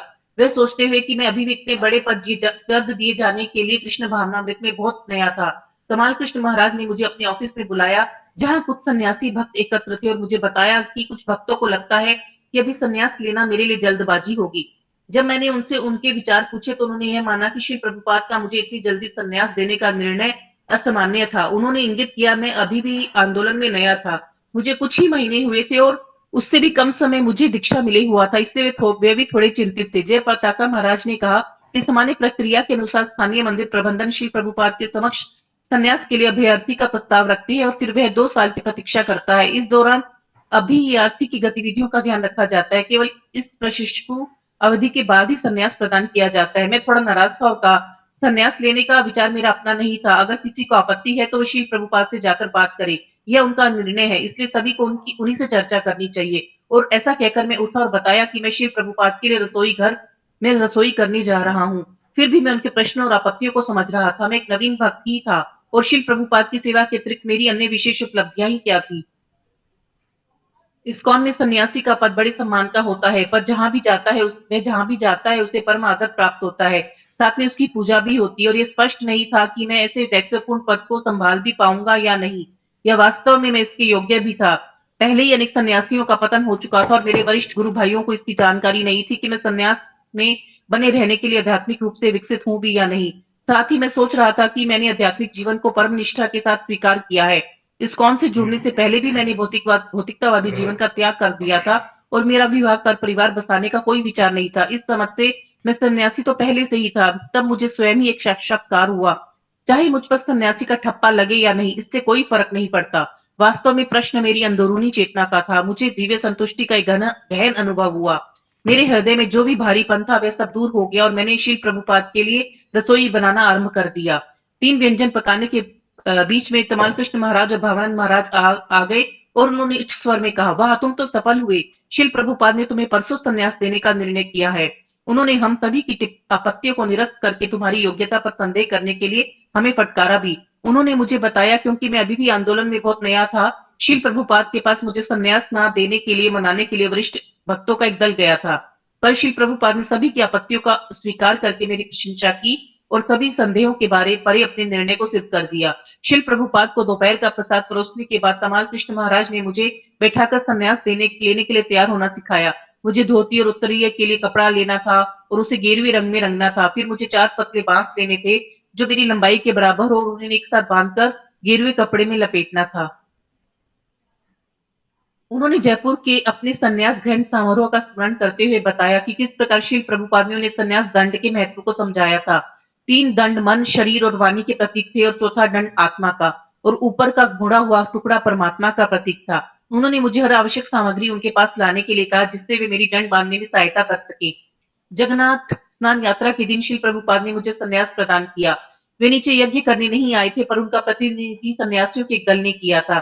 तमाल कृष्ण महाराज, भवानंद महाराज, गुरु महाराज जयपताका स्वामी महाराज, अच्युतानंद महाराज, अक्षरानंद महाराज, यशोदानंदन महाराज, प्रमाण महाराज और विरह प्रकाश महाराज उनमें से कुछ थे। भवानंद महाराज ने मंदिर के आंगन में यज्ञ किया और फिर सभी प्रभुपाद के कमरे में गई, जहां उन्होंने मुझे संन्यास मंत्र दिया और अवंती ब्राह्मण के विषय में श्रीमद् भागवतम के 11वें स्कंद से कहा। यह कथा एक धनी ब्राह्मण की है जो अपने धन और संपत्ति से इतना आसक्त था कि वह बड़ा स्वार्थी और कठोर हृदयी हो गया था। इसके कारण उसने अपने परिवार के सदस्यों का प्रेम और आदर गंवा दिया और साथ ही अपना धन भी। अपनी हानि का ध्यान करके इस ब्राह्मण ने विरक्त होने के बाद अंततः अपना शोक त्यागा, घर त्यागा और हर प्रकार के कष्ट और अपमान सहते हुए संन्यास लेकर समस्त तीर्थों का भ्रमण किया। भगवान के चरण कमलों का आश्रय प्राप्त करके ब्राह्मण ने यह श्लोक कहा, श्रीमद् भागवतम 11.2357, एताम से आस्थाए परात्मनिष्ठम अध्यात्म सीताम पूर्वतमे महर्षिभिः अहम तारिष्यामि दुरंत पारम तमो मुकुंदम दिंग नीक्षवेय। मैं कृष्ण के चरण कमलों की सेवा में दृढ़ रहकर अविद्या के दुर्लभ सागर को पार कर जाऊंगा। इसकी पुष्टि पिछले आचार्य द्वारा की गई है, जो परमात्मा अर्थात पूर्ण पुरुषोत्तम भगवान की भक्ति में स्थिर थे। ये कथा भिक्षु गीत भी कहलाती है, अर्थात सन्यासी का गीत, और इसमें वर्णन है जो परम सत्य पर ध्यान करते हैं और शरणागत होते हैं वे कभी भी भौतिक जगत के द्वंद्वों से कष्ट नहीं पाते। शील प्रभुपाद ने फिर मुझे मेरा संन्यास दंड प्रदान किया और मेरा संन्यास नाम घोषित किया, भक्ति चारु स्वामी, जिसका अर्थ था वह जो अपनी अति सुंदर भक्ति के द्वारा इंद्रियों को नियंत्रण करता है। सभी भक्तों ने जोरदार हुंकार की, हरि बोल, और श्री प्रभुपाद ने उन्हें कीर्तन करने के लिए कहा, जो कुछ ही समय में आनंदोन्माद हो गया। जब मैं तुरंत ही अपनी सेवाओं में लौटा, पहले रसोई घर में जाकर श्री प्रभुपाद की रसोई की, मेरी पहली हरिनाम दीक्षा के समय मुझे कुछ भिन्नता का अनुभव हुआ था। मेरे कपड़ों का रंग बदल गया था और मुझे इस एक गहन भावना का अनुभव हुआ था कि मैं श्री प्रभुपाद द्वारा उनके शिष्य के रूप में स्वीकार कर लिया गया हूँ और ब्रह्म अद्वैत गौड़ीय वैष्णव संप्रदाय के सदस्य के रूप में प्रतिष्ठित हो गया हूँ। पर इस समय मुझे कोई बदलाव नहीं लगा, विशेषकर जब मैंने श्री प्रभुपाद के लिए रसोई करना आरंभ किया। सब कुछ पहले जैसा ही लगने लगा। मैं वही सेवा कर रहा था और मेरे सभी दायित्व भी पहले जैसे थे और कपड़े का रंग भी पहले जैसा ही था। मैं सब्जी काटते हुए स्वयं को स्मरण कराता रहा कि मुझे प्राप्त सर्वश्रेष्ठ उपहार शिल प्रभुपाद की कृपा थी और मेरी यही अभिलाषा थी कि मैं उनके चरण कमलों के आश्रय से कभी दूर न जाऊं। शिल प्रभुपाद को उनका प्रसाद परोसने के बाद जैसे ही मैं और तमाल कृष्ण महाराज अपने कमरे में जा रहे थे, रास्ते में कुछ वरिष्ठ भक्त जो गेस्ट हाउस के भोजन कक्ष में प्रसाद ले रहे थे ने हमें नमस्कार किया, कहा कि हम उनके साथ प्रसाद लें। अक्षानंद स्वामी महाराज ने मुझसे पूछा, तुम्हारी दीक्षा कब हुई थी? मैंने उत्तर दिया, इसी साल के मायापुर में गौर पूर्णिमा महोत्सव के समय। केवल 3 महीने पहले ही उन्होंने कहा। मुझे संन्यास अपनी दीक्षा के 1.5 साल बाद मिला था और सभी को लग रहा था कि ये बहुत जल्दी थी, पर तुम्हें तो केवल 3 महीनों में ही संन्यास मिल गया। अच्युतानंद स्वामी महाराज जिन्हें मैं अपने कलकत्ता और मायापुर के दिनों में जानता था और जो मेरे उन दिनों के आदर्श थे, कहा, जिस दिन यह जुड़ा था मुझे पता था कि श्री प्रभुपाद की इस पर कोई विशेष कृपा होने वाली है। शर्मिंदा होते हुए मैंने उनसे कहा, ये आपकी कृपा है कि श्री प्रभुपाद ने मुझे ऐसा आशीर्वाद प्राप्त हो रहा है। मैं सदा आपके अति सुंदर गुणों की प्रशंसा करता रहा हूँ। आप कितनी अद्भुत कक्षाएं देती हैं और कितना मनभावन कीर्तन करते हैं। मैं सदा से आपके जैसा बनने की अभिलाषा रखता हूँ। कृपया मुझे आशीर्वाद दे कि मैं आपके कुछ गुणों का विकास कर सकूं। उनके स्वाभाविक हास्यपूर्ण रूप से अपना अदायना हाथ मेरी दिशा में उठाते हुए घोषणा की, मेरा आशीर्वाद तुम्हारे साथ है। सभी हंसने लगे और मैं उनके चरण स्पर्श करने के लिए बढ़ा, पर जब उन्हें पता चला कि मैं क्या करने वाला हूँ, वे तुरंत ही अपनी कुर्सी से उछलकर उठे और मेरी पहुंच से बाहर हो गए। चर्चा श्री प्रभुपाद के विभिन्न भक्तों को संन्यास देने पर केंद्रित थी। दल के भक्तों को याद आया कि किस प्रकार तमाल कृष्ण महाराज को श्री प्रभुपाद ने जयपुर में श्री गोविंद जी के मंदिर के सामने संन्यास दिया था। गुरु नानक प्रभु, जो वृंदावन के उपाध्यक्ष थे, ने कहा, श्री प्रभुपाद ने संन्यास देने के समय उनके सभी प्रबंधन दायित्वों से उन्हें मुक्त करवा दिया था। उन्होंने महाराज को जीडीसी के पद से भी इस्तीफा दिला दिया था, पर इसके तुरंत बाद जब उन्होंने देखा कि महाराज के इस्तीफे के बाद भी कोई उनके पद को नहीं भर पा रहा है, तो उन्होंने महाराज को पुनः स्थापित कर दिया है ना महाराज। कमाल कृष्ण महाराज ने मुस्कान के साथ इसकी पुष्टि की। अक्षानंद महाराज ने टिप्पणी की, हाँ, हम सभी जानते हैं कि कमाल कृष्ण गोस्वामी महाराज इस्कॉन के सबसे प्रतिभाशाली प्रबंधक है। हम सभी ने इसे स्वीकारा। कुछ और भक्तों ने कहा, बिल्कुल सही। तब कमाल कृष्ण महाराज ने मेरी तरफ मुड़े और कहा, क्या तुमने देखा है कि पहली बार श्री प्रभुपाद ने किसी को भक्ति पदवी के साथ संन्यास दिया है? हर कोई शांत हो गया। फिर अच्युतानंद स्वामी ने कहा, हाँ, यह बात तो वास्तव में सच है। उस दोपहर कुछ समय बाद कमाल कृष्ण महाराज श्री प्रभुपाद से डिक्टेशन लेकर अपने कमरे में अपने ऑफिस में चले गए। मैं प्रभुपाद के बिस्तर के पास जब करता रहा। श्री प्रभुपाद, मैंने पूछा, शास्त्रों के अनुसार संन्यास के 4 स्तर होते हैं, कुटीचक, बहुतक, परिवाजक, आचार्य और परमहंस। हम उस मानक का पालन क्यों नहीं करते? श्री प्रभुपाद ने उत्तर दिया, हमारा संन्यास श्री कृष्ण की सेवा में अपनी देह, वाणी और मन अर्पित करने के लिए है। इससे हमारा पूरा अस्तित्व ही उनका यशोगान करने के लिए समर्पित हो जाता है। हमारे संन्यास का उद्देश्य प्रचार है, मुक्ति नहीं। एकदंड सन्यासी और त्रिदंडी सन्यासी में यही भेद है। 3 दंड काया, मन और वाक्य का प्रतीक है। इसका अर्थ है कि काया, मन और वाणी से की जाने वाली सभी गतिविधियां कृष्ण की सेवा में संलग्न करनी चाहिए, अन्य कोई भी काम नहीं। अब क्योंकि तुम सन्यासी बन गए हो तो तुम एक गुरु हो, तुम दीक्षा दे सकते हो, पर जब तक गुरुदेव इस पृथ्वी पर उपस्थित है, शिष्य दीक्षा नहीं देता। यह औपचारिकता है।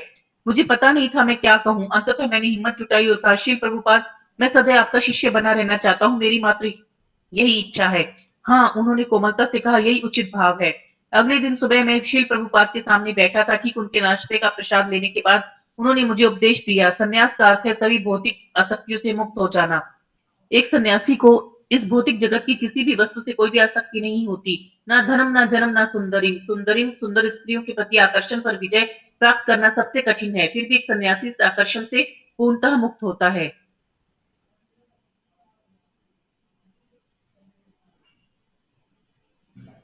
अगर वह एक टापू पर सबसे सुंदर स्त्री के साथ अकेला हो, तब भी उस स्त्री के प्रति उस पर कोई आकर्षण नहीं होना चाहिए। उसे काम वासना से तनिक भी विचलित नहीं होना चाहिए। मैंने कहा, कुछ संप्रदायों में सन्यासियों को तो स्त्रियों की ओर देखना भी प्रतिबंधित होता है।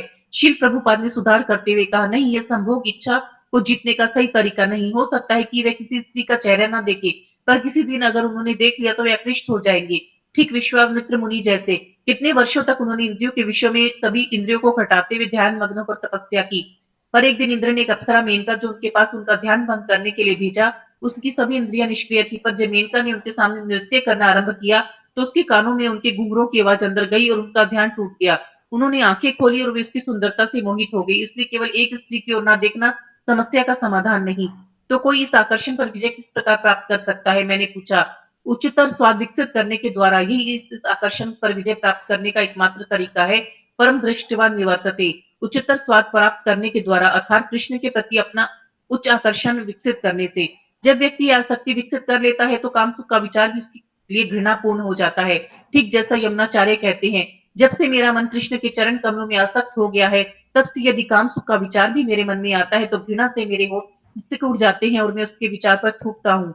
कृष्ण भावनामृत इतना अद्भुत है। जब व्यक्ति कृष्ण के प्रति अपनी आसक्ति का विकास करता है, वह समझ जाता है कि महिला की सारी सुंदरता कृष्ण के आनंद के लिए ही है। शील भक्ति सिद्धांत सरस्वती ठाकुर ने इस संबंध में कहा है, कामनीर काम नहीं तप धाम, ताहार मालिक केवल यादव। एक स्त्री के प्रति वासना किसी जीव के भोग के लिए नहीं होती। यादव श्री कृष्ण ही समस्त स्त्रियों के एकमात्र स्वामी है। मैं श्रील प्रभुपाद की बातों को समझने का प्रयास करते हुए और अपने नए आश्रम जिसमें मैंने अभी प्रवेश किया था की गंभीरता को समझने का प्रयास करता हुआ वहां शांति से बैठा रहा। कृष्ण भावनामृत की विधि सर्वोत्तम है। प्रभुपाद ने स्नेह के साथ आगे कहा, केवल इस विधि का ईमानदारी से पालन करो। कृष्ण को अपना यह जीवन समर्पित कर दो और अपने पूरे सामर्थ्य के साथ उनकी सेवा करने का प्रयास करो। उनके प्रति अपना प्रेम विकसित करने का प्रयास करो और अन्य सब अपने आप ही हो जाएगा। फिर उन्होंने कुछ ऐसा कहा जो मुझे आध्यात्मिक सफलता का एक परम रहस्य जैसा जान पड़ा। माया अत्यंत शक्तिशाली है क्योंकि वह कृष्ण की शक्ति है। देवी द्वेषा गुणमयी मम माया दुरत्यया। इस पर विजय प्राप्त करना असंभव है, किंतु आप अगर भक्तों के संग में रहेंगे तो माया आपको छू भी नहीं पाएगी, क्योंकि माया कृष्ण की बहिरंगा शक्ति है, जबकि भक्तों का संग कृष्ण की अंतरंगा शक्ति। इसलिए सदा भक्तों के संग में रहो और कभी इस शरण से बाहर मत जाना। मेरे मन में एक शंका आई। शील प्रभुपाद, मैंने पूछा, अगर कभी मैं स्वयं को एक निर्जन टापू पर अकेला पाऊं तो मेरा क्या होगा, मुझे क्या करना होगा? उन्होंने कहा, केवल भक्तों के उपदेश का स्मरण करना, यह भी उनका संग ही है। मेरे आनंद से उफनते हृदय से मैंने प्रभुपाद को दंडवत प्रणाम किया और हल्के स्वर में उनसे निवेदन किया, कृपया मुझ पर आशीर्वाद करें। शील प्रभुपाद की मैं कभी भी आपके चरण कमलों की शरण छोड़कर ना जाऊं। मुझे संन्यास देने के बाद शील प्रभुपाद उनके रसोई घर के प्रति और उसमें जाने वाले लोगों के लिए प्रति बड़े सख्त हो गए, जो स्त्रियों के लिए प्रतिबंधित था। यह सब एक दोपहर की घटना में ही हो गया, जब उपेंद्र प्रभुपाद के लिए प्रसाद लेकर पहुंचे और उन्हें बताया कि यह प्रसाद हमारी गुरु बहन ने बनाया था। शील प्रभुपाद ने पूछा कि उन्होंने प्रसाद कहाँ पकाया था। और जब उपेंद्र ने कहा कि उन्होंने प्रभुपाद के रसोई घर में रसोई की थी, तो शील प्रभुपाद ने कहा कि वह वहां क्यों गई? वे आपके लिए कुछ पकाना चाहती थी, उपेंद्र ने कहा, और केवल यही स्थान था ऐसी रसोई करने का। शील प्रभुपाद ने तुरंत तमाल कृष्ण महाराज को बुलाया और उनसे कहा कि वे सभी को बता दें कि उनकी रसोई घर में किसी भी महिला को प्रवेश करने की अनुमति नहीं दी जाए। और उस समय कोई भी महिला भक्त वहां नहीं गई। रसोई घर की सभी सेवाएं पुरुष भक्तों को स्पर्ध कर दी गई। जब मैंने तमाल कृष्ण महाराज से पूछा कि प्रभुपाद ने ऐसा कदम क्यों उठाया, तो उन्होंने कहा कि यह मेरे कारण था, क्योंकि अब मैं एक सन्यासी हो गया था। शील प्रभुपाद मेरी सुरक्षा के लिए हर प्रकार के परहेज अपना रहे थे। शील प्रभुपाद जानते थे कि मैं कितना दोष सक्षम हूं। मैंने कहा, और वे असीम दया कर मेरी सुरक्षा कर रहे हैं। फिर से एक बार मैंने शील प्रभुपाद की शांति से उनकी कृपा के लिए धन्यवाद दिया और मुझे स्मरण हुआ कि मुझे स्त्रियों का संग करने के प्रति और अधिक सावधान और अपने नए आश्रम के प्रति और अधिक केंद्रित और निष्ठावान रहना चाहिए। कई दिनों सुबह के समय में शील प्रभुपाद के नाश्ते का प्रसाद बनाने और अन्य दैनिक कार्य करने में उनके साथ व्यस्त रहता। और फिर दोपहर के समय जब वे विश्राम कर रहे होते, तब मैं परिक्रमा मार्ग, वह रेतीला मार्ग जो पूरे वृंदावन की परिक्रमा करता है, से दूर जाकर एकांत कुंज में जाकर अपनी माला जप करता। एक दोपहर में तमाल कृष्ण महाराज के साथ उनके ऑफिस में जप कर रहा था और उसी समय एक लंबे बलवान भक्त ने एक चमत्कार प्रभावशाली मुस्कान के साथ कमरे में प्रवेश किया। ओ हरिकेश, महाराज ने ऊंचे स्वर में कहा और खड़े होकर उसे गले लगा लिया। हरिकेश महाराज प्रभुपाद के निजी सचिव थे। महाराज ने मुझे बताया कि उन्होंने शील प्रभुपाद के निवेदन पर ही सेवा को छोड़कर जर्मनी में एक समस्या का हल करने के लिए चले गए, जहां भक्तगण झूठे दावों पर पैसा एकत्र करने के लिए पकड़े गए थे। हरिकेश महाराज प्रभुपाद की एक व्यक्तिगत सेवा छोड़ना नहीं चाहते थे, पर शील प्रभुपाद ने इस पर बल दिया और न केवल हरिकेश महाराज ने इस समस्या का हल कर दिया, पर साथ ही यूरोपीय अंचल में जर्मनी की सबसे समृद्ध कृष्ण भावना भावित क्षेत्र के रूप में विकसित कर दिया था। साथ ही उन्होंने सोवियत रूस और साम्यवादी पश्चिम रूप में प्रचार आरंभ कर दिया था। उन्होंने शील प्रभुपाद की पुस्तकों के अनुवाद और प्रकाशक का अनेक भाषाओं में निर्देशन भी किया और इस प्रकार पूरे महाद्वीप में कुशल आध्यात्मिक और प्रबंधन का नेतृत्व प्रदान किया था। जब हरिकेश महाराज ने शिल प्रभुपाद की अवस्था के बारे में सुना तो उन्होंने ग्रंथों के अनुवाद और प्रकाशन को और अधिक बढ़ा दिया। इतना कि सभी प्रेस दिन में 24 घंटे चल रही थी और जब उन्हें पता चला कि शिल प्रभुपाद शरीर छोड़ सकते हैं तो वे वृंदावन में अधिक से अधिक भाषाओं में प्रभुपाद की पुस्तकों के अनुवाद लेकर दौड़े पड़े। वे अभी अभी ही पहुंचे थे और सीधे शिल प्रभुपाद से मिलने चले आए। प्रभुपाद अभी भी विश्राम ही कर रहे थे। तमाल कृष्ण महाराज ने उन्हें बताया कि जल्द ही शिल प्रभुपाद सोकर उठ जाएंगे, इसलिए हरिकेश महाराज अपने कमरे में दौड़े और कुछ ही मिनटों में पुस्तकों का भंडार लिए लौटे। हाल ही में उनका जर्मन, हंगेरियन, स्वीडन, डेनिश और अन्य यूरोपीय भाषाओं में अनुवाद हो चुका था।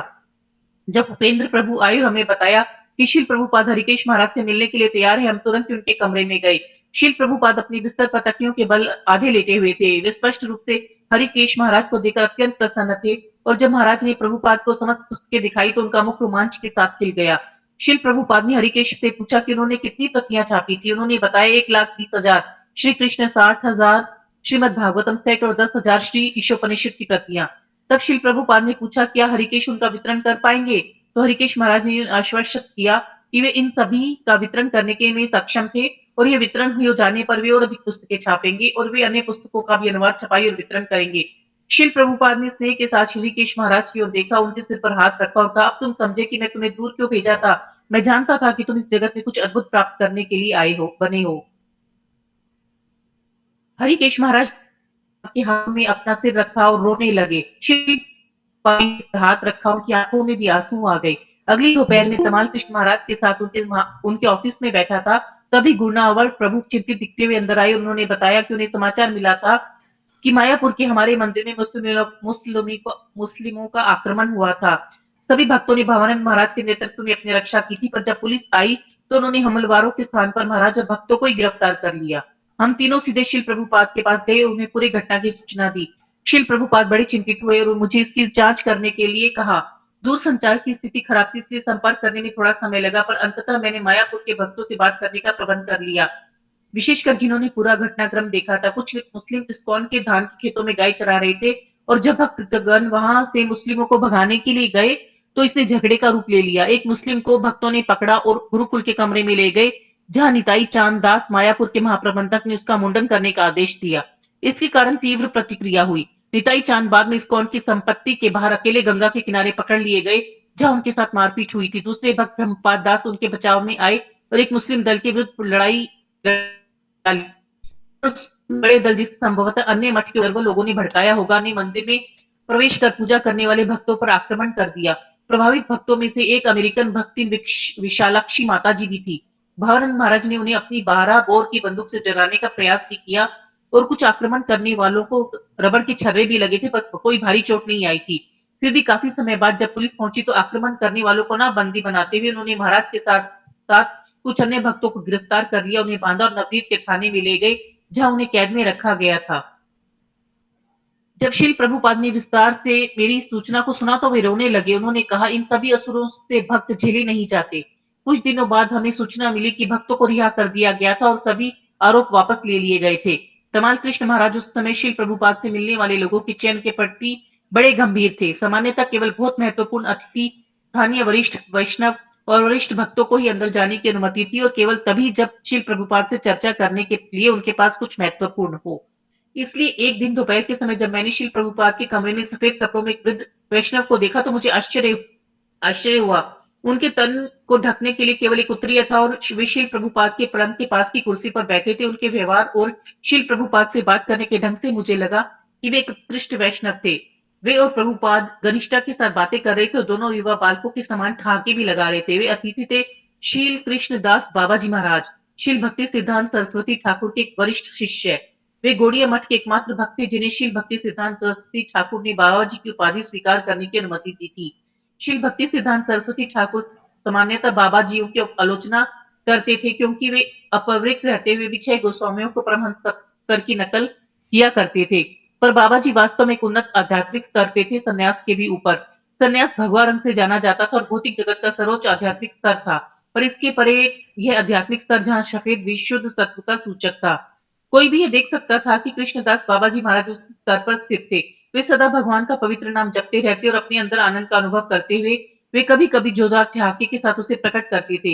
ये संक्रामक भी था। उनके आसपास जो भी रहता वह भी हंसना शुरू कर देता था। मैं श्री प्रभुपाद के सामने इतनी जोर से हंसने के लिए लज्जित अनुभव कर रहा था, क्योंकि मैंने ऐसा पहले कभी नहीं किया था। मैं स्वयं को रोक ही नहीं पा रहा था।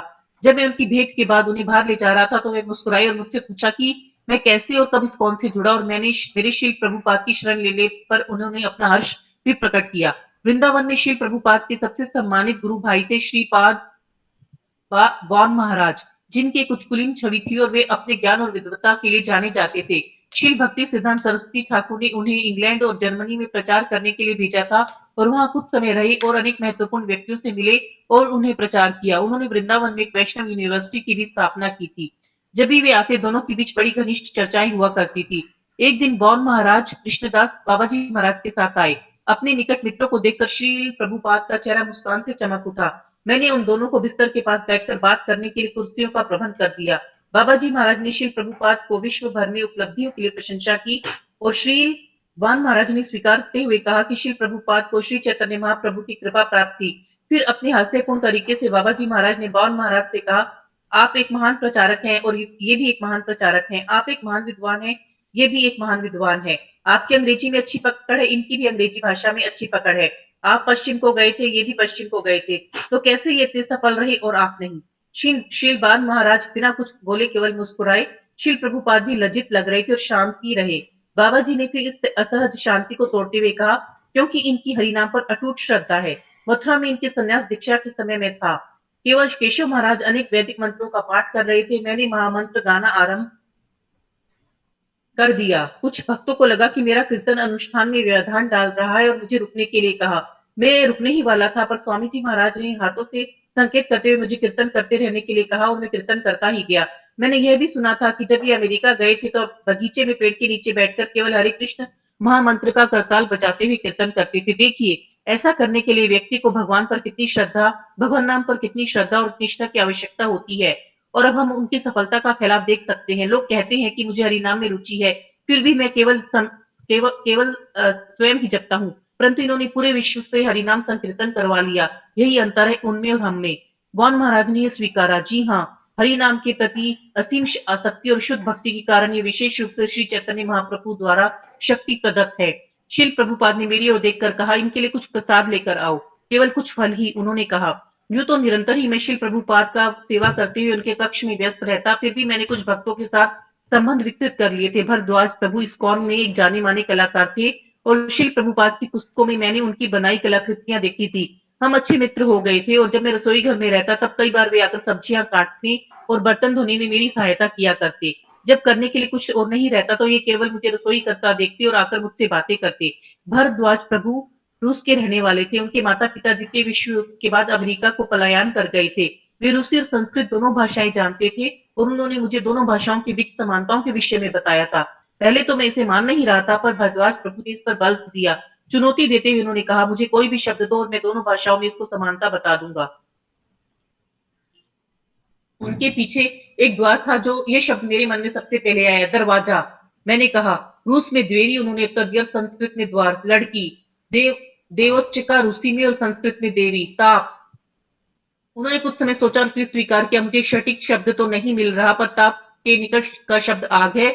इसे रूसी में आगोन कहते हैं और संस्कृत में अग्नि। मैं इससे बड़ा प्रभावित हुआ। दोनों भाषाओं में समानता और भरद्वाज प्रभु के ज्ञान पर, और पुनः जिस प्रकार शिल प्रभुपाद ने विश्व भर से सबसे चमत्कार भक्त रूसी हीरे एकत्र किए थे। अन्य एक अद्भुत भक्त थे, अयोध्यापति प्रभु। वे एक विजेता पहलवान के समान दिखते थे, पर उनका हृदय बिल्कुल स्वर्ण समान था। यूं तो मंदिर में निपुण रसोइये थे, पर अयोध्यापति प्रभु को भक्तों को प्रसाद खिलाना बड़ा पसंद था। वृंदावन की भक्ति गर्मी में भी वे शानदार प्रसाद बनाया करते।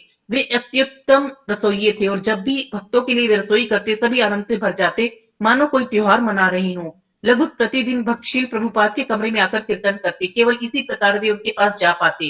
कुछ भक्त हारमोनियम भी बजाते, पर शिल प्रभुपाद जो एक सिद्ध संगीतकार थे, उनके उचित वादन न करने पर परेशान हो जाया करते, और अंततः उन्होंने कहा कि इस कमरे में अब कोई भी हारमोनियम नहीं बजाएगा। एक शाम को अपने बिस्तर पर जब वे आंखें बंद कर लेटे थे, तो उन्होंने किसी को हारमोनियम बजाते और कीर्तन करते हुए सुना। मैं उनके बिस्तर के पास उनकी सेवा में बैठा हुआ था, और उन्होंने मुझसे कहा कि मैं उस भक्त को जाकर हारमोनियम हारमोनियम ना ना बजाने के लिए कहूं। भरद्वाज प्रभु हारमोनियम बजा रहे थे। मैंने शील प्रभुपाद का निवेदन बताया, वे तुरंत ही रुक गए। मैं शील प्रभुपाद के पास वापस गया और उन्होंने मुझसे धीमे स्वर में पूछा, वह कौन था? भरद्वाज प्रभु, मैंने उत्तर दिया। अरे वो ये बजा सकता है। शील प्रभुपाद को हंसदूत महाराज का कीर्तन भी बहुत पसंद था। महाराज की एक मधुर पर प्रभावशाली वाणी थी, साथ ही एक अद्वितीय ऊंचा और तीक्ष्ण स्वर। प्रभुपाद कई बार उन्हें बुलाकर उनसे ब्रह्म संहिता पढ़ने के लिए कहते। गोविंदम आदि पुरुषम तम हम भजामि। उनका सुर इतना हृदय वेदक था और उसका इतना रहस्यमय प्रभाव था कि आज भी जब मैं शील प्रभुपाद को उनके कमरे में ध्यान मग्न बैठे हुए स्मरण करता हूँ, तो मैं हंसदूत महाराज को अपनी उदात्त स्वर की मधुर वाणी में गाता हुआ सुनता हूँ। ग्रीष्म ऋतु के ताप के कारण वो शील प्रभुपाद छत पर सोना पसंद करते थे, पर अधिकांश रातों को वे बहुत ही कम सोते। वे केवल श्रीमद् भागवतम का अनुवाद ही करते रहते। एक बार देर रात के घंटे बाद तक अनुवाद करने के बाद वे अपने बिस्तर पर बैठे थे और उन्होंने मुझसे अपनी पीठ की मालिश करने के लिए कहा। जब मैं उनकी मालिश कर रहा था तो मैंने देखा कि गेस्ट हाउस में रहने वाले भक्तजन अपने कमरों की खिड़कियों से हमें देख रहे थे। अनेक भक्त अमेरिका, यूरोप एवं ऑस्ट्रेलिया से आए थे, पर शिल प्रभुपाद की अवस्था के कारण उनसे मिलने का अवसर बिरला ही प्राप्त हुआ करता और वे अभी इस अवसर का लाभ उठा रहे थे। एक बार फिर से मुझे अपने सौभाग्य पर मान हुआ। शिल प्रभुपाद के 5000 से भी अधिक अनुयायी थे और वे उनके साथ एक क्षण का संग करने के लिए कुछ भी करने को तैयार थे।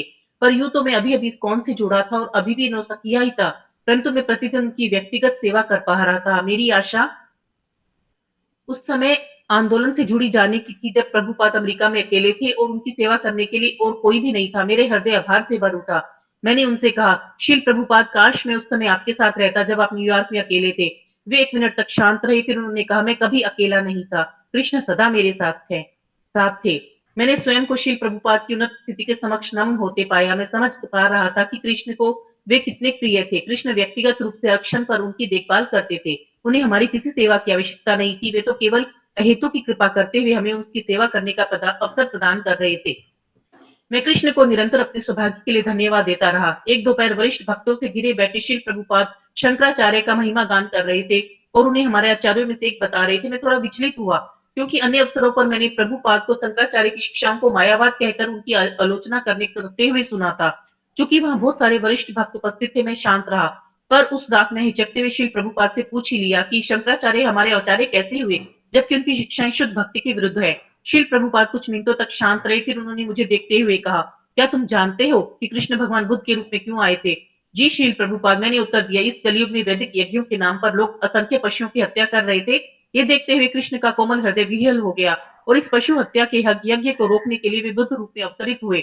शील प्रभुपाद ने स्वीकृति में अपना सिर हिलाया और धीमे स्वर में जयदेव गोस्वामी के ग्रंथ गीत गोविंद से एक श्लोक पढ़ा। निंदसी यज्ञ विधेर अह श्रुति जातम सदै हृदय दर्शिता पशु घातम केशव घृता बुद्ध शरीर जय जगदीश हरे स दय हृदय। उन्होंने आगे कहा, उनका दयापूर्ण हृदय दर्शित पशु घातम। यह देखकर कि वैदिक यज्ञों के नाम पर असंख्य पशुओं का वध किया जा रहा है, उन्होंने वेदों का त्याग कर एक नई प्रकार का धर्म आरंभ किया। फिर भी जब उनका उद्देश्य संपन्न हुआ, पशु हत्या रुक गई और बौद्धत्व का पूरे भारत में प्रचार हो गया, तो उन्हें वेदों की पुनः स्थापित करने की आवश्यकता जान पड़ी, क्योंकि वेद ही परम पुरुषोत्तम भगवान को समझने का एकमात्र साधन है। इसलिए उन्होंने भगवान शिव को आदेश दिया कि वेदों को पुनः स्थापित करने के लिए अवतार ले। भगवान शिव का यह अवतार शंकराचार्य कहलाता है। मायावादम असच्छानम प्रच्छन्नम बौद्धम उच्यते मय एव विहितम देवी कलो ब्राह्मण मूर्तिना। भगवान शिव ने दुर्गा देवी को सूचित किया कि कलयुग में वे एक ब्राह्मण के रूप में अवतार लेकर वेदों के अशक्त शास्त्रों के माध्यम से समझाएंगे। ऐसा करते हुए एक ऐसी विचारधारा का प्रचार करेंगे जो वास्तव में ढका हुआ बौद्धवाद है। शंकराचार्य वेदों को बौद्धत्व की विचारधारा के ऊपर स्थापित करने आए थे। बौद्धत्व की ही शिक्षाओं का उपयोग करते हुए शंकराचार्य ने उसे परास्त किया। बुद्ध अवतार की शिक्षा थी कि जीवन का लक्ष्य निर्वाण की प्राप्ति है, जिसका अर्थ है शून्य अथवा खाली हो जाना। परंतु शंकराचार्य ने बताया कि निर्वाण एक वैदिक विचार है, जिसका अर्थ शून्य होना नहीं, पर ब्रह्म से एकाकार होना है, और यह ब्रह्म वास्तविक आध्यात्मिक सत्य है। उन्होंने ब्रह्म का वर्णन हर प्रकार के रूप, गुण, शक्ति या विविधता से विभिन्न बताया, निराकार, निर्गुण, निशक्तिक और निर्विशेष। उन्होंने ऐसा बौद्धवादियों को आश्वस्त करने के लिए किया था जो भगवान के किसी भी विचार को स्वीकारना ही नहीं चाहते थे। इस प्रकार श्रीपाद शंकराचार्य ने जीवन के अंतिम लक्ष्य को ब्रह्म में लीन हो जाना स्थापित किया। श्री चैतन्य अब चरितामृत में कहा गया है कि भगवान बुद्ध का शून्यवाद वास्तव में ढका हुआ नास्तिकतावाद है। वेद न मानिया बौद्ध है नास्तिक। चैतन्य चरितामृत मध्य लीला 6.168। क्योंकि बौद्धवादी वेदों को स्वीकार नहीं करते, इसलिए वे नास्तिक है। शंकराचार्य की शिक्षाएं केवल अद्वैतवाद भी ढका हुआ है, बौद्धत्व ही है। जिस प्रकार पार्वती जी को शिव जी ने बताया था प्रच्छन्नम बौद्धम उच्यते, इसलिए बौद्धत्व ढका हुआ नास्तिकवाद है। और शंकराचार्य का मायावाद ढका हुआ बौद्धवाद है। बुद्ध और शंकराचार्य दोनों के विशेष उद्देश्य थे, पहले का पशु हत्या रोकना और दूसरे का वेदों को पुनः स्थापित करना। शंकराचार्य वेदों की विशुद्ध शिक्षाओं को प्रस्तुत नहीं कर सकते थे, जिसके अनुसार परम सत्य परम पुरुषोत्तम भगवान है तथा जीवन का परम लक्ष्य उनके प्रति शरणागत होना है, क्योंकि बौद्धवादी नास्तिक जन इसे स्वीकार नहीं करते। इसलिए उन्होंने शून्यवाद के उनके विचार को आगे बढ़ाकर निर्विशेषवाद की स्थापना कर दी। शंकराचार्य ने वेदों को पुनः स्थापित देने पर विभिन्न वैष्णव आचार्य, रामानुजाचार्य, माधवाचार्य, विष्णु स्वामी और निम्बकाचार्य सभी ने विश्ववाद की वैदिक विचार को अपनी शिक्षाओं से पुनः स्थापित कर दिया। फिर शंकराचार्य के विचार और वैष्णव विचारधाराओं के बीच एक विवाद उत्पन्न हो गया, अर्थात निर्विशेषवादियों और विशेषवादियों के बीच। ऐसे समय पर श्री चैतन्य महाप्रभु ने अवतार लिया और एक ही समय पर समानता और भिन्नता को स्थापना करके इस विवाद को शांत कर दिया। इस विचारधारा को कहते हैं अचिंत्य भेदाभेद तत्व। यह एक उपमा के माध्यम से समझा जा सकता है। ढके हुए नास्तिकवाद बौद्धत्व की धरती पर शंकराचार्य ने वेदों की नींव डाली और उस नींव पर 4 वैष्णव आचार्यों ने अपने मंदिर बनाए और उन मंदिरों में श्री चैतन्य महाप्रभु ने श्री श्री राधा कृष्ण के विग्रहों की स्थापना की। वास्तव में पूरी इमारत नींव पर टिकी होती है, फिर भी इमारत जितनी ऊपर जाती है नींव उतनी ही नीचे जाती है और जो देखने में विपरीत दिशा में प्रतीत होती है। इसी प्रकार शंकराचार्य की विचारधारा वेदों की वास्तविक शिक्षाओं के विपरीत जान पड़ती है, पर जब हम संपूर्ण वैचारिक विकास पर दृष्टि डालते हैं तो हम देख पाते हैं कि ये पूरे शरीर का एक महत्वपूर्ण अंग है। वास्तव में शंकराचार्य के प्रयासों के कारण ही वेद पुनः स्थापित किए जा सके और अंततः वैष्णवता को पूर्ण जीवन मिला और उसकी पुनः स्थापना हो सकी। वे शंकराचार्य के विषय में विकसित अपने कितने सारे कुविचारों पर मनन करने लगा। मैं शंकराचार्य के विषय में विकसित अपने कितने सारे कुविचारों पर मनन करने लगा। वे श्रील प्रभुपाद के वाक्यों से स्पष्ट हो गई और मेरा हृदय उनके लिए एक बार फिर आभार से भर गया। शंकराचार्य स्वयं भगवान शिव है, श्री प्रभुपाद ने कहा। वे कृष्ण के महानतम भक्तों में से एक हैं। बचपन से ही शंकराचार्य का व्यवहार कृष्ण के प्रति उनकी गहन आसक्ति का प्रदर्शन करता था और उनके तिरुभाव के ठीक पहले उनका उपदेश था, भज गोविंदम भज गोविंदम मूढ़ मते संप्राप्ते सनहिते काले नाही रक्षति दुर्गन कारणे। अरे मूर्खों, केवल गोविंद का भजन करो, गोविंद का भजन करो, गोविंद का भजन करो। मृत्यु के समय व्याकरण का विवाद और शाब्दिक खिलवाड़ तुम्हारी रक्षा नहीं करेगा। श्री चैतन्य चरितमृत में आदि लीला 7.114 में श्री चैतन्य महाप्रभु कहते हैं, तान दोष नहीं ते नुक आज्ञाकारी दास आर्त ये शून्य तार हम है सर्वनाश। का कोई दोष नहीं, क्योंकि वे केवल एक आज्ञाकारी दास हैं। फिर जो भी ये मायावाद भाष्य सुनता है उसका सर्वनाश हो जाता है। स्वरूप दामोदर प्रभु कमरे के अंदर आए, यह संकेत देते हुए कि मेरा सारा काल समाप्त हो गया है, पर वे देख पा रहे थे कि श्रील प्रभुपाद मुझसे बात कर रहे थे, तो वे बिना कुछ बोले नीचे बैठ गए। श्रील प्रभुपाद ने आगे कहा, मायावादी केवल परम सत्य और जीवन में समानता ही देखते हैं, परंतु वैष्णव भेद देख सकते हैं और इसी कारण दोनों के बीच मतभेद है। इसके परिणाम स्वरूप दोनों के बीच विवाद होता है, पर चैतन्य महाप्रभु ने इस विवाद का उपाय निकाला जो उनकी विचारधारा अचिंत्य भेदाभेद तत्व है। एक ही समय पर एकता और भिन्नता। जीव और भगवान गुणात्मक रूप से एक है, पर मात्रात्मक रूप से दोनों भिन्न है। भगवान और जीव दोनों ही आध्यात्मिक है, पर भगवान परम है जबकि जीव अनु, और यही दोनों के बीच भेद है। फिर उन्होंने मुझसे स्नेहपूर्ण दृष्टिपात करते हुए कहा, जाओ अब तुम जाकर आराम करो। श्रील प्रभुपाद को रात में विश्राम करने में सहूलियत देने के लिए मैं उनके पैरों की मालिश किया करता था और सामान्यतः वे मेरे साथ बातें करते। एक रात उनके बिस्तर पर बैठे हुए मैं उनकी कोमलता से मालिश कर रहा था। वे शोक कर रहे थे, कितना कुछ करना बाकी है, पर मैं इतना बीमार हो गया हूं कि मैं कुछ भी नहीं कर पा रहा हूं।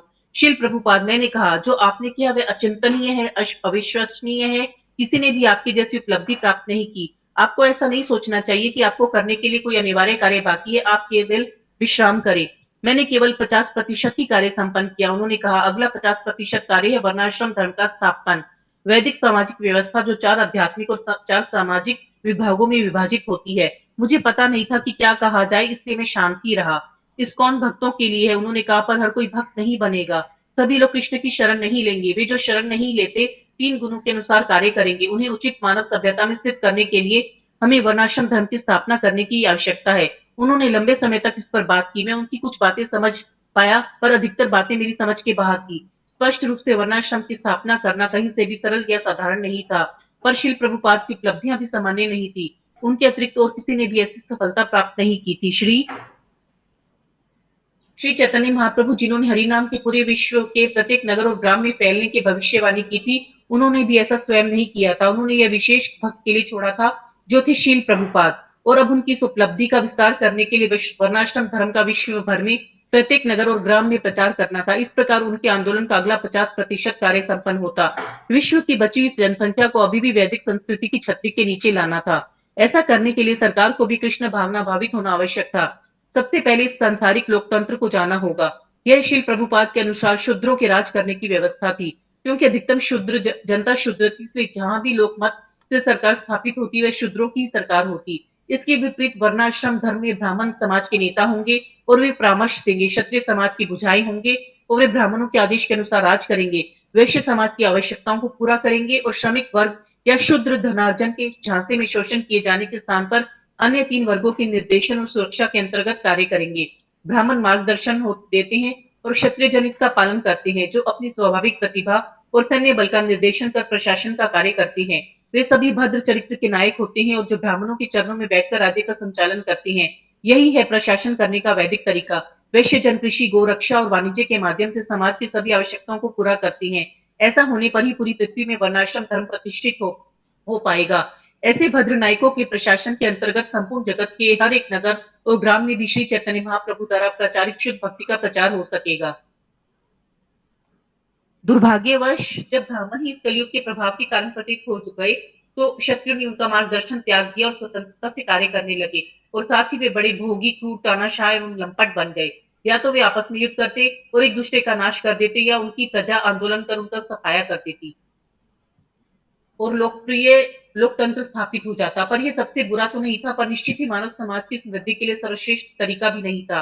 सौभाग्य से हमारे पास शुद्ध भक्ति की स्थापना करने के लिए स्कॉन है, परंतु सभी इस उच्च आध्यात्मिक मानक तक नहीं पहुंच पाएंगे और 4 नियमों का पालन करते हुए महामंत्र के 16 माला प्रतिदिन नहीं कर पाएंगे। वे निश्चित ही एक कर्मी और भोगी जीवन व्यतीत करेंगे। ऐसी जनता के लिए वर्णाश्रम धर्म का ढांचा अत्यधिक आवश्यक है। श्रील प्रभुपाद बैठे हुए अधिक योगदान देने में अक्षम होने के कारण दुखी थे, पर मुझे पूरा विश्वास था कि उनकी सभी योजनाएं संपन्न होंगी। उन्होंने पहले से ही इतना कुछ कर दिखाया था और अब यह हमारी निष्कपट इच्छा और परम दायित्व दोनों ही थे कि हम उनके बचे हुए कार्यों को संपन्न करें। ये कार्य था श्री चैतन्य महाप्रभु की भविष्यवाणी को सिद्ध करना, जिसके अनुसार विश्व के प्रत्येक ग्राम और नगर में कृष्ण भावनामृत का प्रचार हो। फिर भी यह तो स्पष्ट ही था कि श्रील प्रभुपाद हमारे साथ सदा नहीं रह पाएंगे और उसके द्वारा वारिस कौन चुना जाएगा।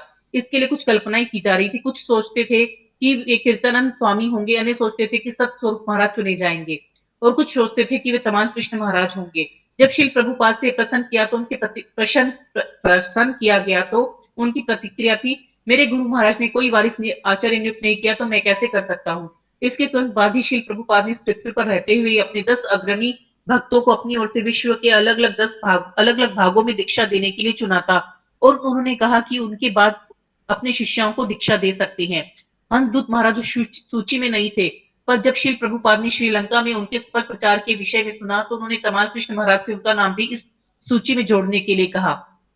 हंसदूत महाराज ने एक नास्तिक डॉक्टर अब्राहम कोबूर को परख किया था, जिन्होंने ये चुनौती दी थी और कोई यह सिद्ध कर सके कि भगवान ने इस जगत की सृष्टि की थी तो वे उन्हें 1 लाख रुपए का इनाम देंगे। हंसदूत महाराज ने डॉक्टर कोबूर को पलटकर चुनौती दी, अगर वे जड़ पदार्थ में जीवन उत्पन्न कर दिखाए तो वे उन्हें 10 लाख रुपया देंगे। दोनों के बीच का विवाद पत्रकारों में बड़ा लोकप्रिय रहा और हंसदूत महाराज ने डॉक्टर कुंवर को उस क्षेत्र के सबसे प्रसिद्ध सभागार में विवाद के लिए चुनौती दी। समाचार पत्रों के लेखों में हंसदूत स्वामी ने यह बताया कि यूं तो वैज्ञानिक यह कहते थे कि जड़ पदार्थ से जीवन आया है, पर जब वे स्वयं ऐसा कभी भी करके नहीं दिखा पाए। वे अपनी प्रयोगशालाओं में मनुष्य जीवन तो क्या एक मच्छर भी नहीं उत्पन्न कर पाए और यूं तो वे एक अंडा भी उत्पन्न नहीं कर पाते, पर मुर्गी ऐसा बिना किसी प्रयास के कर लेती है। डॉक्टर कुंवर उनके उन तर्कों का उत्तर नहीं दे पाए। अंततः विवाद का दिन निश्चित हुआ और सभागार को किराए पर लिया गया। डॉक्टर कुंवर आए ही नहीं। उनका कहना था कि वे बीमार है। हर किसी ने इसे हंसदूत महाराज की विजय समझा और फिर उन्होंने श्री प्रभुपाद की प्रशंसा और सम्मान प्राप्त किया। इस्कॉन के अन्य एक अग्रणी नेता थे मधुद्विष प्रभु, जो एक सन्यासी और ऑस्ट्रेलिया की जीविसी रहे थे। वे इतने रोमांचक और आनंदपूर्ण कीर्तन किया करते थे कि श्री प्रभुपाद उन्हें कीर्तन सम्राट कहा करते थे। मधुद्विष प्रभु एक महिला के संपर्क से युक्त हुए और फिर इस्कॉन छोड़कर चले गए थे। एक सुबह सतगुरु दास गोस्वामी महाराज उन्हें श्री प्रभुपाद से मिलाने लाए। आरंभिक चर्चा के बाद श्री प्रभुपाद ने उनसे पूछा, तुम क्यों चले गए? तुमने विवाह कर लिया, इससे क्या फर्क पड़ता है? उन्होंने कमरे में खड़े 2 और गृहस्थ भक्तों के संकेत करते हुए कहा, जो थे गौर सुंदर प्रभु और उपेंद्र प्रभु, वे भी गृहस्थ हैं, वे पर इस्कॉन में ही रह रही हैं। तुम्हारा विवाह हो गया, इसका अर्थ यह नहीं हुआ कि तुम्हें इस्कॉन छोड़कर जाना है। प्रभुपाद ने बल देकर यह कहा, चाहे कुछ भी हो जाए, कभी इस्कॉन छोड़कर नहीं जाना। मधुद्विष प्रभु ने श्री प्रभुपाद के उपदेशों को स्वीकारा और इस्कॉन लौट आए, जहां उन्होंने श्री प्रभुपाद की आंदोलन की सेवा करते हुए अपना पूरा जीवन व्यतीत किया।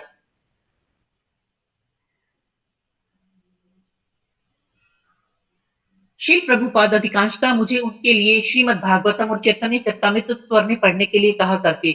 जब तमाल कृष्ण महाराज श्री चैतन्य चरितामृत का एक दोपहर को पाठ कर रहे थे तो उन्होंने सुझाया कि मैं बांग्ला श्लोकों को पढ़ूं और वे स्वयं अनुवाद और तात्पर्य पढ़े। श्री प्रभुपाद को विचार बड़ा पसंद आया और उस समय से ही हमारा यही अभ्यास रहा। एक दिन तमाल कृष्ण महाराज उपलब्ध नहीं थे और मैं अकेले ही पढ़ रहा था।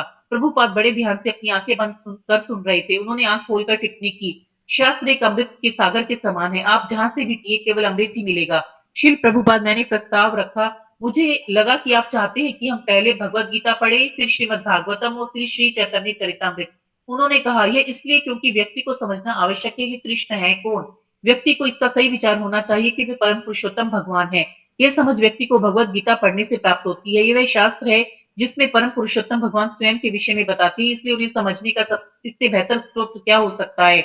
फिर भी जब एक महान व्यक्ति अपने बारे में बताता है तो भद्र स्वभाव के कारण अपनी महिमा का बहुत विस्तार नहीं करता, पर जो उनसे प्रेम करते हैं जब वे उनके विषय में कहते हैं तो वे उनका संपूर्ण महिमा गान करते हैं। श्रीमद् भागवतम वह शास्त्र है जहाँ कृष्ण के भक्त उनकी महिमा का वर्णन करते हैं, इसलिए कृष्ण की वास्तविक जीव महिमा और अमहानता और साथ ही उनकी गतिविधियां बड़े सुंदर रूप से श्रीमद् भागवतम में प्रकट हुई है। जब व्यक्ति को कृष्ण के स्वयं पुरुष भगवान होने की स्पष्ट समझ हो जाती है तो वह कोई भी शास्त्र पढ़ सकता है और उनकी दिव्य मधुरता का आस्वादन भी कर सकता है। दूसरे दिन दोपहर के समय मैंने दीवार पर टंगी परमात्मा की कलाकृति के विषय में पूछा जो एक भक्त ने श्रीमद् भागवतम के लिए बनाई थी। मैंने पूछा, क्या कृष्ण सभी के हृदय में चतुर्भुज परमात्मा रूप में स्थित है?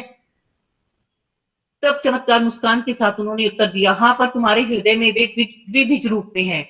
वनमाली कविराज के उपचार को बारंबार धन्यवाद, जिसके कारण श्री प्रभुपाद का स्वास्थ्य सुधर गया। उनके पैरों की सूजन उतर गई और उनकी भूख भी बढ़ गई। यूं तो वे बड़े दुर्बल थे पर उन्हें कोई अत्यधिक कष्ट नहीं था। जैसे ही वे बेहतर हुए श्री प्रभुपाद बेचैन से होने लगे और पश्चिम में जाकर प्रचार करने की इच्छा प्रकट करने लगे। उनकी योजना लंदन जाने की थी, जहां वे जन्माष्टमी और व्यास पूजा के लिए रुकते और फिर न्यूयॉर्क में गीता नगरी कृषि समुदाय में जो पेनिसवालिया में स्थित था, इसके बाद लॉस एंजलिस और फिर हवाई जहां जाकर वे श्रीमद् भागवतम का अनुवाद करते। जब मैंने बनमाली कविराज को श्री प्रभुपाद की योजना के बारे में बताया तो वे इसके बिल्कुल विरोध में थे।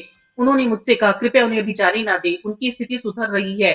शीत ऋतु में मैं उन्हें मकर ध्वज दूंगा, तब उनका स्वास्थ्य सुधर जाएगा। मकर ध्वज बड़ी तीव्र औषधि है पर सर्दी के पाचन में भी उनकी सहायता करेगी, इससे उनकी सेहत पुनः जीवित हो उठेगी। मैंने तमाल कृष्ण महाराज को कविराज की योजना बताई, पर महाराज ने कहा कि श्री प्रभुपाद पश्चिम जाने के प्रति इतने दृढ़ थे कि कोई भी उनका निर्णय नहीं बदल सकता था।